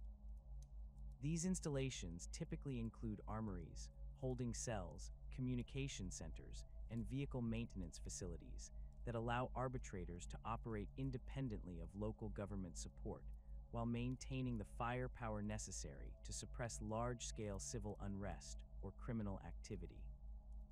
The jurisdiction of the Adeptus Archives focuses primarily on crimes that threaten imperial authority or cross planetary boundaries, leaving routine law enforcement to local authorities while intervening when situations exceed local capabilities or involve imperial personnel. Arbitrators investigate corruption among planetary officials, suppress rebellions against imperial rule, and pursue criminals whose activities threaten multiple worlds or imperial institutions. Their authority includes summary execution of individuals deemed immediate threats to imperial security, though this power is typically exercised only when conventional legal procedures would compromise operational effectiveness or public safety. The Schola Progenium provides specialized education and training for orphans of imperial servants, their institutions creating loyal and competent personnel for various imperial organizations, while ensuring that the children of those who died in imperial service receive appropriate care and preparation for useful careers. These schools maintain rigorous academic and physical training programs designed to identify individual aptitudes while instilling absolute loyalty to the emperor and imperial institutions. Students receive education in imperial history, law, military tactics, and administrative procedures while undergoing physical conditioning and weapons training that prepares them for service in organizations requiring exceptional dedication and competence. The selection process for Schola Progenium graduates involves extensive testing and evaluation that matches individual capabilities with the requirements of different imperial institutions, ensuring optimal placement while maintaining the high standards necessary for positions of trust and authority. Exceptional students may be selected for commissar training, their psychological profiles and academic performance indicating suitability for the demanding role of maintaining political control and battlefield discipline within Imperial Guard formations. Others may join the Adeptus Archives, their legal education and investigative training preparing them for law enforcement careers that require both technical competence and unwavering loyalty to imperial authority. The Adeptus Sororitas recruits many of its members from Schola Progenium graduates whose faith and martial aptitude make them suitable candidates for service as battle sisters, their religious devotion and combat training providing the foundation for advanced military specialization within the ecclesiarchy's armed forces. The Order's militant maintain their own training facilities and selection procedures, but they often draw initial candidates from Schola Progenium institutions, whose educational programs provide appropriate preparation for the demanding physical and spiritual requirements of sister service. The emergence of psychic abilities within the human population represents both humanity's evolutionary destiny and its greatest existential threat, creating individuals whose minds can touch the roiling energies of the warp while risking corruption or possession by the malevolent entities that dwell within that hellish dimension. The Emperor's own psychic mastery demonstrated the potential heights that human mental evolution might achieve, but for every psyker who learns to control their abilities, thousands more succumb to madness, demonic possession, or catastrophic psychic phenomena that can devastate entire populations. The Imperium's response to this reality involves a vast apparatus of detection, collection, training, and sacrifice that processes hundreds of thousands of psykers annually while maintaining the psychic infrastructure essential for interstellar civilization. The black ships of the Adeptus Astra Telepathica traverse the galaxy according to carefully planned routes that ensure regular collection of psykers from every Imperial world, their distinctive black hulls and Gothic architecture marking them as harbingers of both salvation and doom for those with psychic potential. These vessels incorporate specialized containment systems designed to prevent psychic phenomena from disrupting ship operations, while transporting large numbers of untrained psykers across interstellar distances without triggering catastrophic warp incidents. The ship's crews undergo extensive psychological conditioning and receive protective equipment that shields them from the mental emanations of their psychic cargo, though extended service aboard black ships inevitably takes a psychological toll that few can endure for more than a few years. The arrival of a black ship at an Imperial world triggers carefully orchestrated collection procedures that have been refined over millennia of experience in identifying and securing individuals with psychic potential. Local authorities receive advance notification of the ship's approach, allowing planetary governments to prepare census records and coordinate with Adeptus Archives personnel who assist in locating and detaining suspected psykers. The collection process typically begins in major population centers where psychic manifestations are most likely to be reported, though rural areas and isolated communities also face systematic searches conducted by teams of specially trained agents equipped with psychic detection equipment. The identification of psykers requires both technological instruments and trained personnel capable of recognizing the subtle signs that indicate psychic potential, as many individuals possess latent abilities that may never manifest without specific triggers or training. Psychic detection servitors employ cogitator systems calibrated to identify the neural patterns associated with psychic activity. They're mechanical sensors capable of detecting psychic emanations that human observers might miss. These devices prove particularly valuable in crowded urban environments where the sheer number of potential subjects makes individual examination impractical, though their effectiveness depends upon proper calibration and maintenance by tech priests familiar with their complex operating procedures. Human agents trained in psyker identification rely upon their experience and intuition to recognize behavioral patterns, physical symptoms, and environmental anomalies that suggest psychic activity among local populations. These individuals often possess minor psychic abilities themselves, their limited talents providing sensitivity to psychic phenomena, while remaining insufficient to qualify them for more specialized training programs. The agents undergo extensive education in the various manifestations of psychic power, learning to distinguish between genuine psychic potential and the hysteria, mental illness, or fraudulent claims that complicate identification efforts in populations where psychic abilities are feared and misunderstood. The collection process itself involves careful procedures designed to minimize resistance, while ensuring that genuinely psychic individuals cannot escape Imperial custody through the use of their abilities. Suspected psychers face immediate detention in specially prepared holding facilities, equipped with psychic dampening fields and null zone generators that suppress psychic phenomena, while preventing the manifestation of powers that might allow escape or harm to surrounding populations. These facilities incorporate blessed architecture and consecrated materials that provide additional protection against demonic influence, their design reflecting centuries of experience in containing individuals whose very presence can attract the attention of warp entities. The transportation of collected psychers to black ships requires specialized vehicles and escort procedures that account for the risks posed by untrained psychic abilities during periods of stress and fear. Armored transport vehicles incorporate the same psychic shielding systems used aboard the black ships themselves, their passenger compartments designed to prevent psychic phenomena from affecting vehicle systems or crew members while maintaining the security necessary to prevent escape attempts. Military escorts typically include personnel with experience in dealing with psychic individuals, their training emphasizing the importance of maintaining psychological distance while remaining alert for signs of impending psychic manifestation. The processing of psychers aboard black ships involves initial evaluation procedures that determine each individual's psychic potential, psychological stability, and suitability for various training programs or alternative fates that await those deemed unsuitable for Imperial service. These examinations combine medical assessment, psychological evaluation, and psychic testing conducted by experienced personnel who can accurately gauge an individual's abilities while identifying potential security risks or signs of chaos corruption.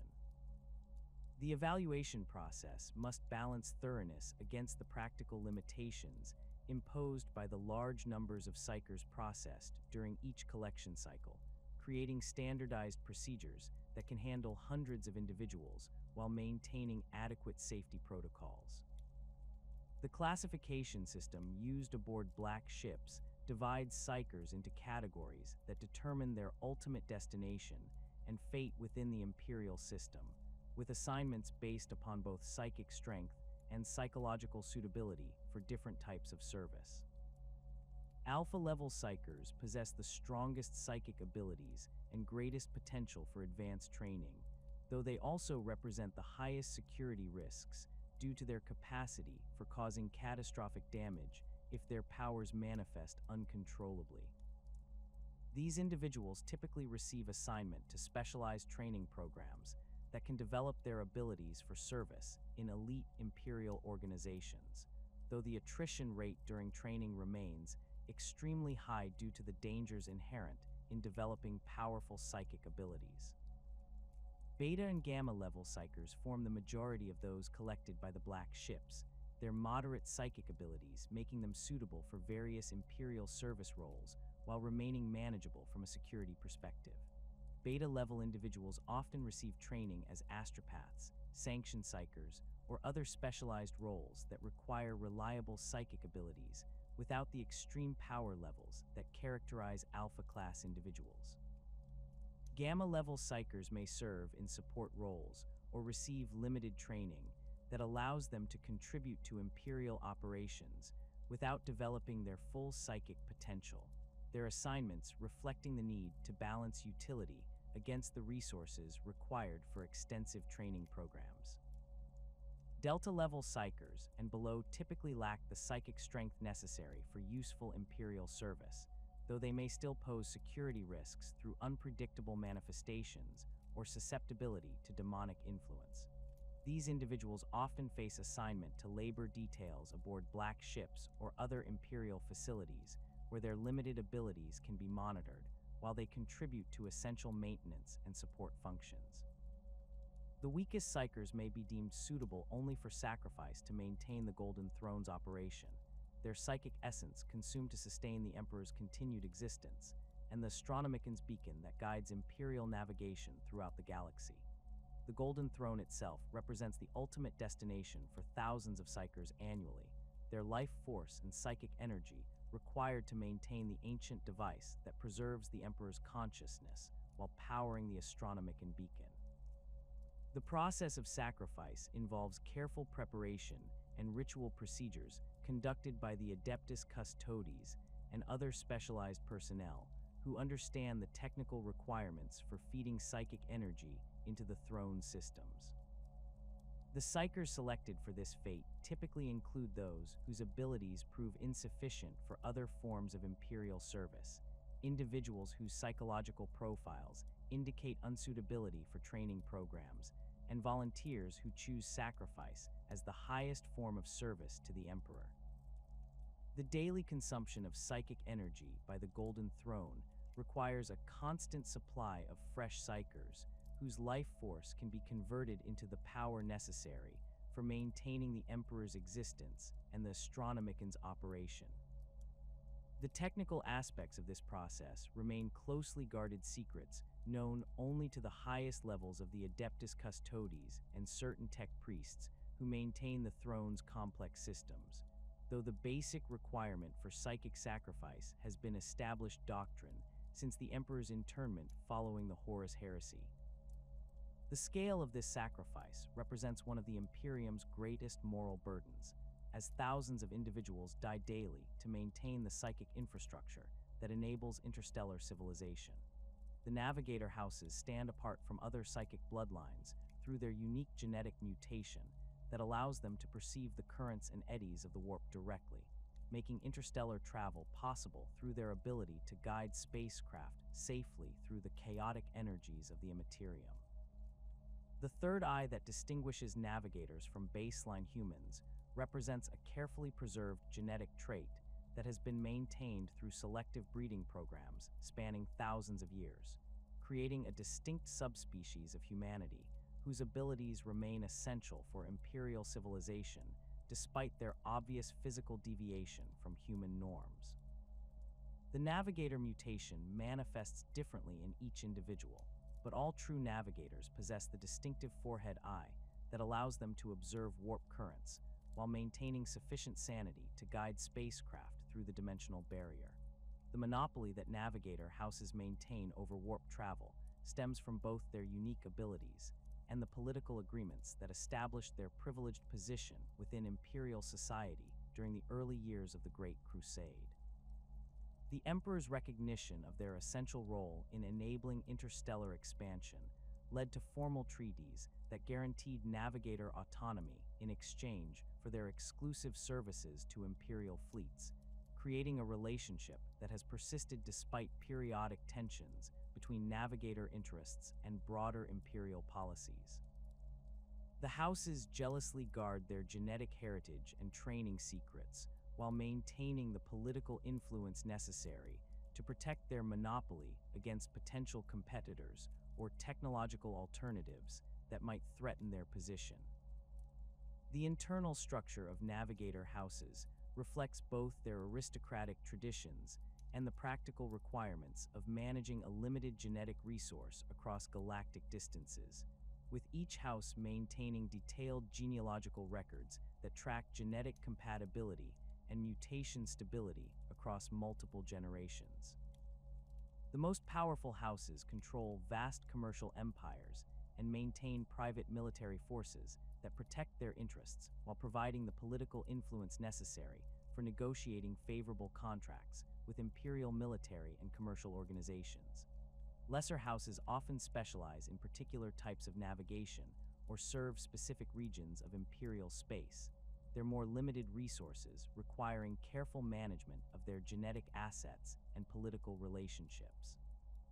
The training of young navigators begins in early childhood with education programs designed to develop their psychic abilities while instilling the mental disciplines necessary for safe warp observation, as exposure to the immaterium without proper preparation can result in madness, mutation, or demonic possession.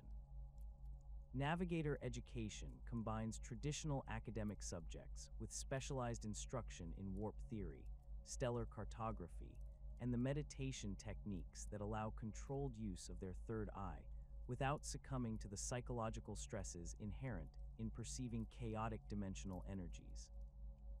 The most promising students receive advanced training in the deepest mysteries of warp navigation, including techniques for reading the Emperor's light through the Astronomican and interpreting the complex symbolic language that navigators use to communicate navigational information.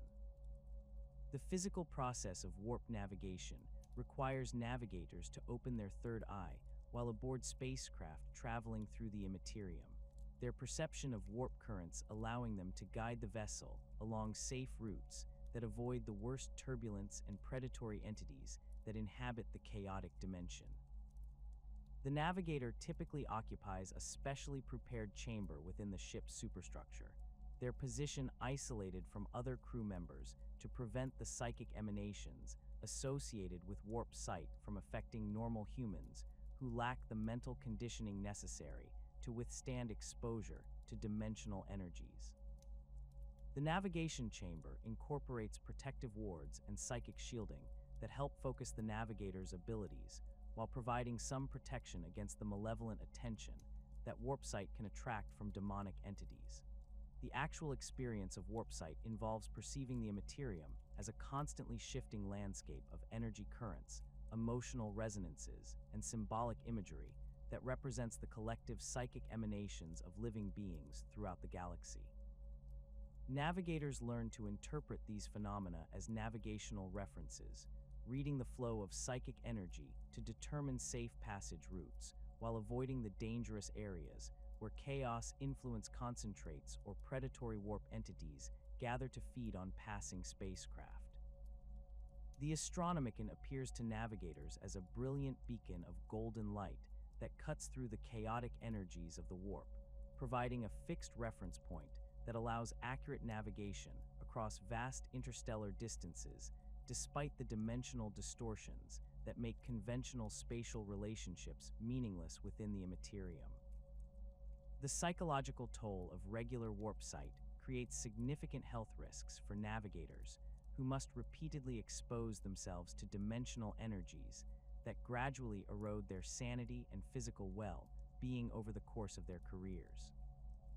Extended exposure to the warp can cause progressive mutation that may eventually render a navigator unable to function in normal human society, while the constant stress of perceiving chaotic energies can lead to various forms of mental illness or psychological breakdown. Most navigators experience shortened lifespans compared to baseline humans, their essential service to the Imperium exacting a personal cost that reflects the dangerous nature of their abilities and the hostile environment in which they must operate. The political relationships between navigator houses and other imperial institutions require careful management to maintain the cooperation necessary for effective fleet operations, while preserving navigator autonomy and protecting their genetic monopoly. Imperial Navy officers learn to work within navigator protocols and respect their authority during warp travel, understanding that successful navigation depends upon the navigator's expertise and judgment rather than conventional military hierarchy. The relationship between ship captains and their navigators often develops into partnerships based on mutual respect and shared experience, as both individuals must trust each other completely during the dangerous passage through the warp. The Scholastica Psychona represents the Imperium's primary institution for training psychers, whose abilities and psychological profiles make them suitable for various forms of Imperial service. Their facilities scattered throughout Imperial space to provide regional training capacity, while maintaining the security protocols necessary for handling large numbers of potentially dangerous individuals. These institutions combine elements of military academy, monastery, and prison in their approach to psyker education. Their programs designed to develop useful psychic abilities while instilling absolute loyalty to imperial authority and the mental disciplines necessary for resisting chaos corruption. The curriculum at Scholastica Psychona facilities emphasizes both practical skill development and theoretical knowledge that provides students with comprehensive understanding of psychic phenomena and their applications within imperial society. Students receive extensive education in imperial history, religious doctrine, and military organization while developing their psychic abilities through carefully supervised exercises that gradually increase in complexity and power level. The training process requires years of intensive study and practice, with frequent examinations and evaluations that monitor student progress while identifying potential security risks or signs of psychological instability. The faculty of Scholastica Psychona institutions typically includes experienced psychers who have completed successful careers in various imperial organizations, their practical knowledge and hard-won experience providing students with realistic preparation for the challenges they will face during active service. These instructors often specialize in particular aspects of psychic development or specific applications of psychic abilities, creating educational programs tailored to the different career paths available to trained psychers within imperial society. The teaching staff also includes commissars, chaplains, and other personnel responsible for monitoring student loyalty and psychological development, while ensuring that training programs maintain appropriate security protocols. The training of sanctioned psychers for service with Imperial Guard regiments requires specialized programs that prepare individuals for the unique challenges of military service, while developing the specific psychic abilities most useful in combat situations. These students receive military training alongside their psychic education, learning to operate as part of military units while developing abilities such as telepathic communication, precognitive awareness, and psychic attacks that can support conventional military operations. The program emphasizes discipline and reliability over raw psychic power, as military psychers must function effectively within established command structures while maintaining the emotional stability necessary for combat operations.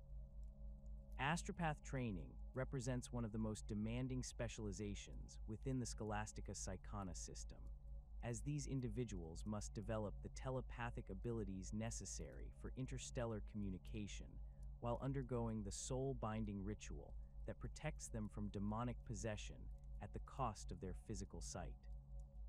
The training process involves years of intensive telepathic exercises designed to strengthen mental communication abilities while building the psychological resilience necessary for transmitting messages across the psychic interference present throughout the warp. Students learn to encode messages in symbolic forms that can survive transmission through chaotic dimensional energies while developing the concentration skills necessary for maintaining telepathic contact across interstellar distances. The soul-binding ritual that creates astropaths represents one of the most dangerous procedures regularly performed within Imperial facilities, as it involves direct psychic contact with the Emperor's consciousness, while the candidate's soul is permanently marked with Imperial authority. The ritual requires the candidate to travel to Terra and undergo the ceremony within the Imperial Palace itself, their psychic essence brought into contact with the Master of Mankind's overwhelming psychic presence, while protective wards and ceremonial procedures attempt to prevent the candidate's mind from being destroyed by the experience.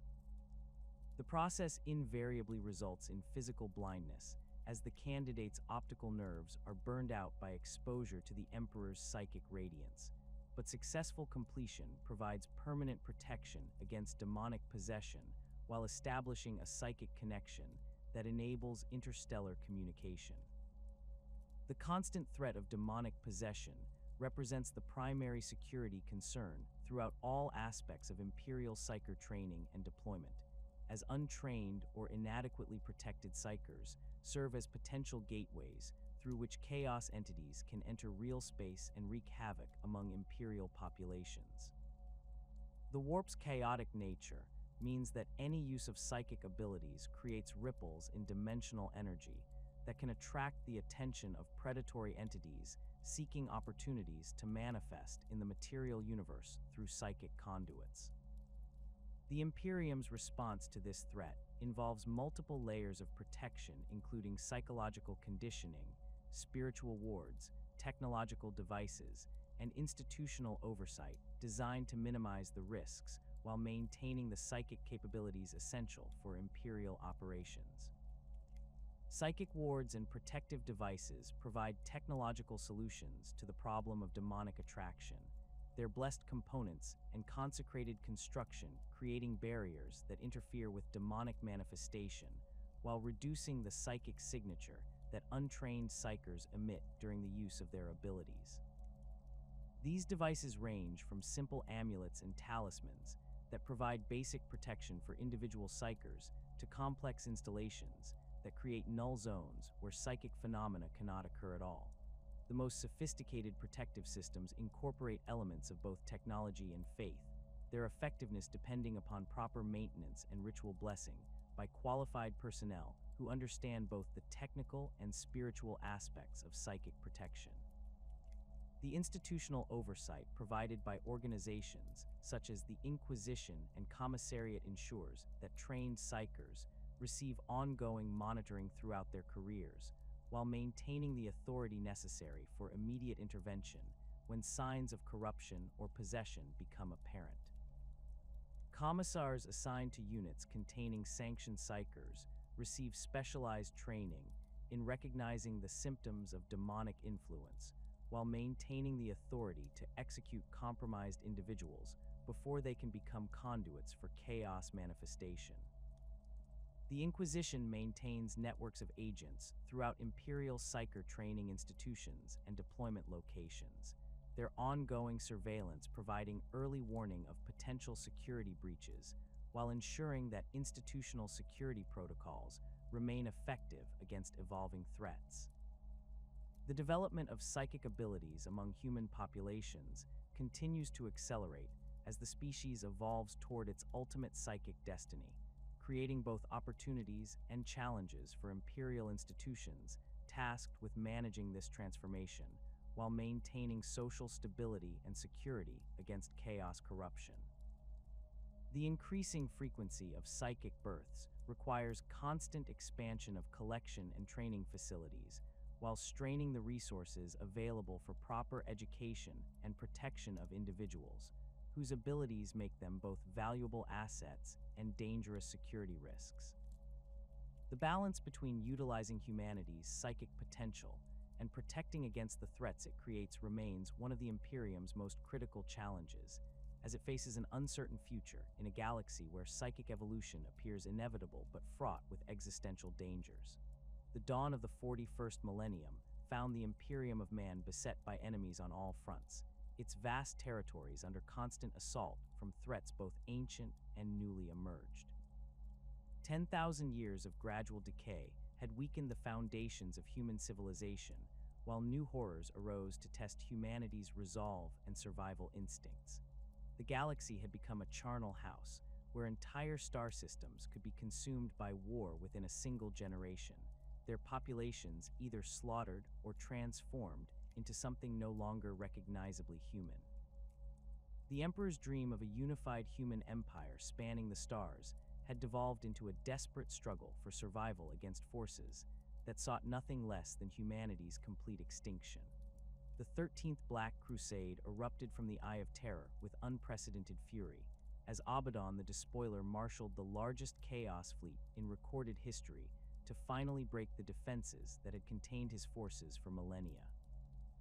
The War Master of Chaos had learned from his previous failures, abandoning the scattered approach of earlier crusades in favor of concentrated assault against the fortress world of Cadia, whose pylons had long served as the keystone of imperial defenses in the region. The Black Fleet that emerged from the warp storms included not only the traitor Space Marine legions, but also demon engines, corrupted Imperial Navy vessels, and chaos cults that had been infiltrating Imperial worlds for centuries in preparation for this moment. Cadia had stood as humanity's bulwark against chaos for 10,000 years, its purple-clad shock troops earning legendary status through countless battles against the forces of the Dark Gods.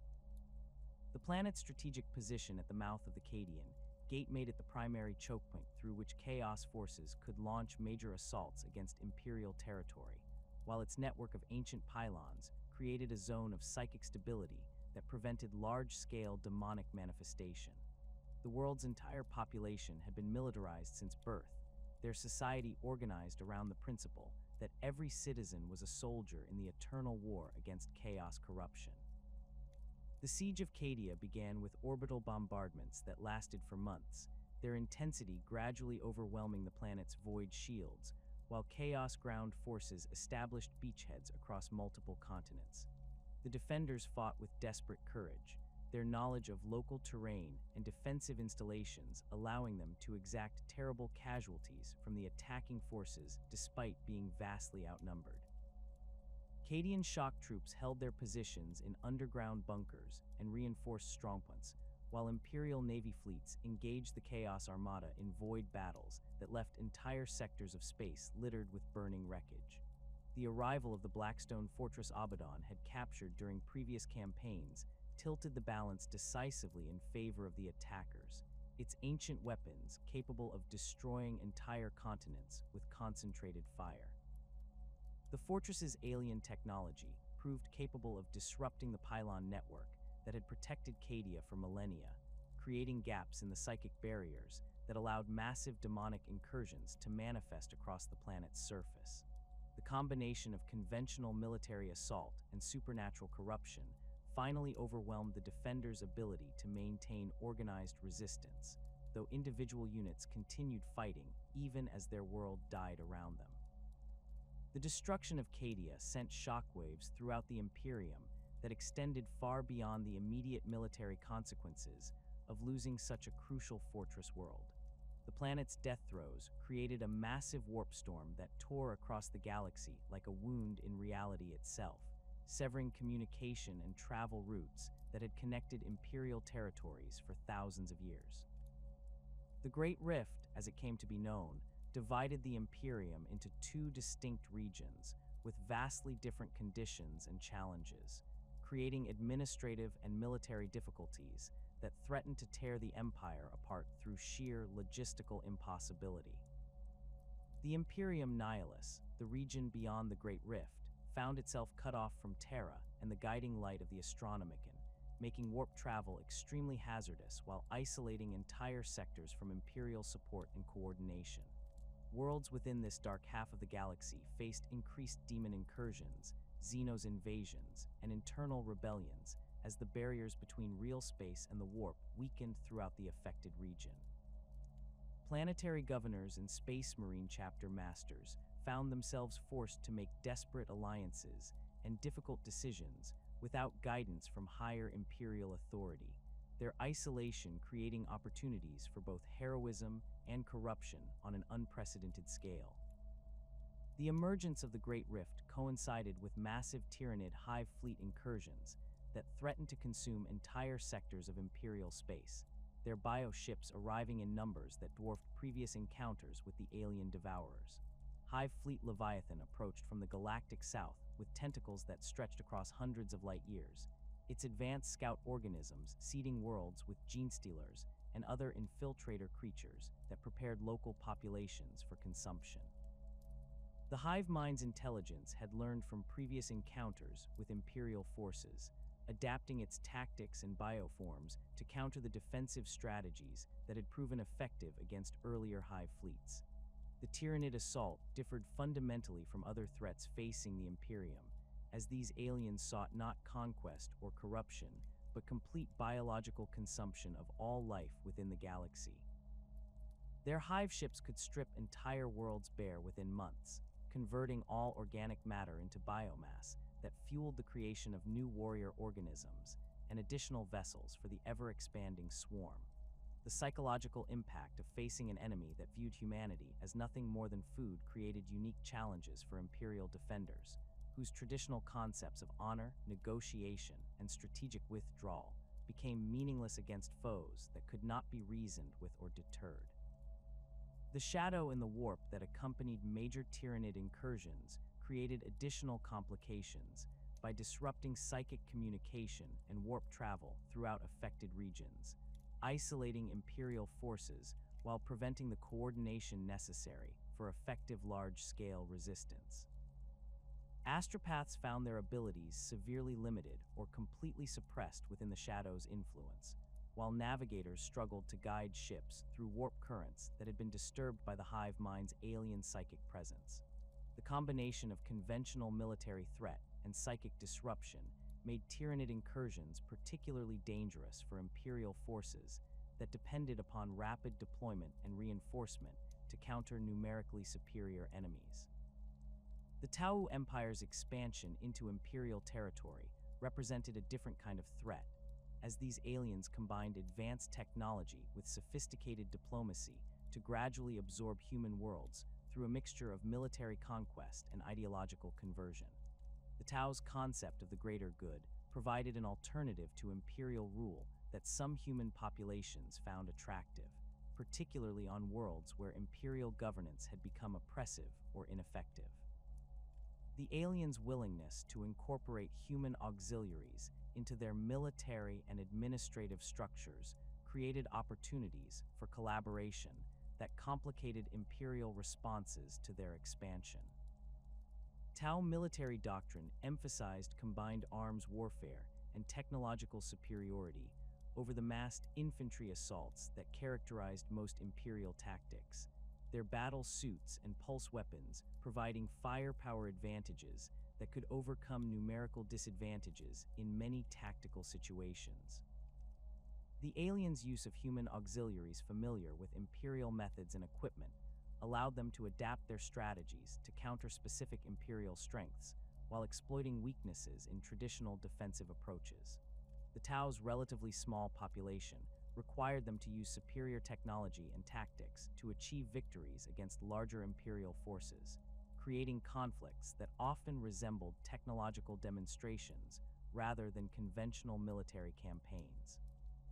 The Firecast's warrior ethos combined professional military competence with philosophical dedication to the greater good, creating soldiers who fought with discipline and coordination that impressed even veteran Imperial commanders.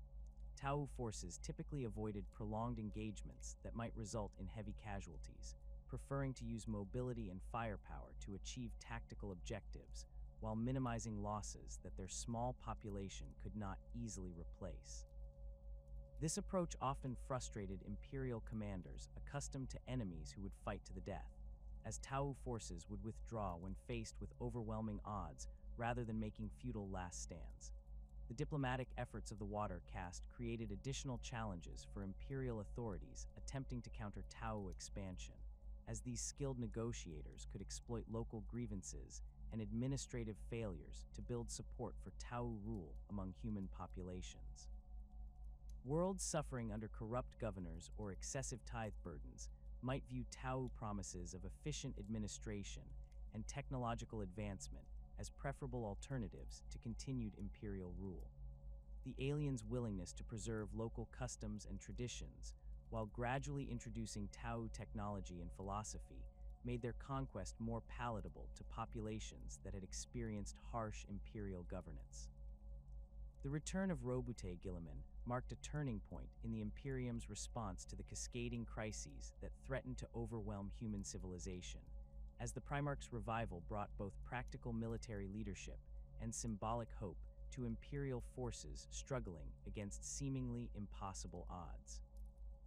The Ultramarines' gene fathers resurrection through a combination of Eldar intervention and ancient technology, provided the Imperium with a leader whose strategic genius and administrative experience could address the complex challenges created by the Great Rift and multiple simultaneous invasions. Guilliman's assessment of the Imperium's condition revealed the extent to which 10 millennia of gradual decay had weakened the institutions and infrastructure that sustained human civilization across the galaxy. The Primarch found an empire where bureaucratic inefficiency had reached catastrophic levels, with essential supplies delayed for decades by administrative procedures, while entire worlds faced extinction from preventable threats. The religious fanaticism that had replaced his father's imperial truth created populations more concerned with ritual observance than practical problem solving, their devotion to the emperor cult often interfering with the rational decision-making necessary for effective governance. The Primarch's appointment as Lord Commander of the Imperium granted him authority over all imperial military forces, while providing the political legitimacy necessary for implementing the sweeping reforms required to address systemic failures throughout imperial institutions. Guilliman's first priority involved reorganizing military command structures to improve coordination between different imperial forces, establishing clear chains of authority that could function effectively even when communication with Terra remained impossible due to warp storms or enemy interference. The Adeptus Crusade represented Guilliman's strategic response to the multiple crises facing the Imperium, combining military objectives with administrative reforms designed to restore effective governance to regions that had been isolated or compromised by recent events.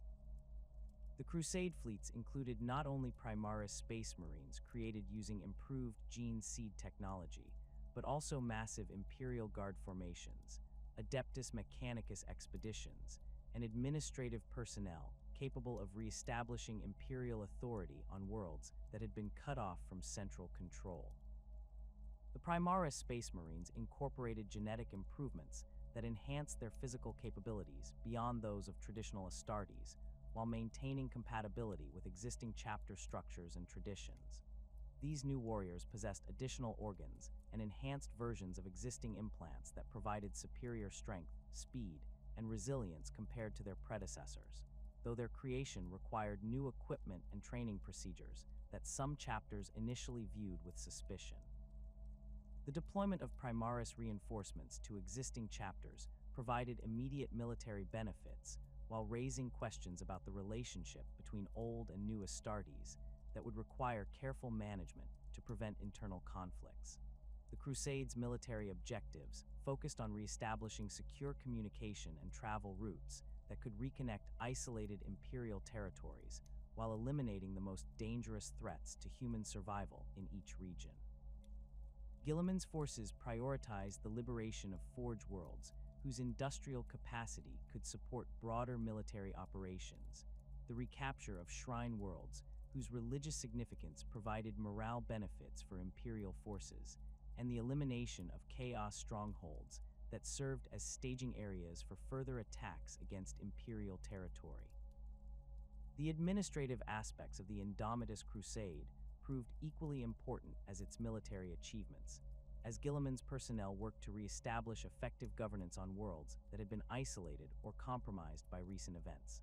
The Primarch's reforms emphasized practical efficiency over ritual compliance, streamlining bureaucratic procedures that had become obstacles to effective administration while maintaining the essential functions that sustained imperial society. These changes often met resistance from established imperial institutions, whose power and privileges depended upon existing inefficiencies, creating political challenges that required careful negotiation and compromise. The grim reality of the Imperium's situation became increasingly apparent as Guilliman's forces encountered the full extent of the threats facing humanity throughout the galaxy, with each victory revealing new challenges that tested the limits of Imperial resources and resolve. The Primarch discovered worlds where entire populations had been consumed by Tyranid hive fleets, leaving nothing but barren rock where thriving human civilizations had existed for thousands of years. Other systems had fallen to chaos corruption so complete that their very existence threatened surrounding regions with demonic contamination that could spread across interstellar distances. The scale of destruction and corruption that had occurred during the Imperium's darkest period forced Guilliman to confront the possibility that human civilization might be entering a terminal decline from which recovery could prove impossible despite his best efforts. The Primarch's strategic assessments revealed that the Imperium faced more simultaneous threats than its military forces could effectively counter, creating situations where victory in one theater often required accepting defeat or withdrawal in others. The mathematics of imperial survival had become a desperate calculus of acceptable losses and strategic priorities that weighed the value of individual worlds against broader survival concerns.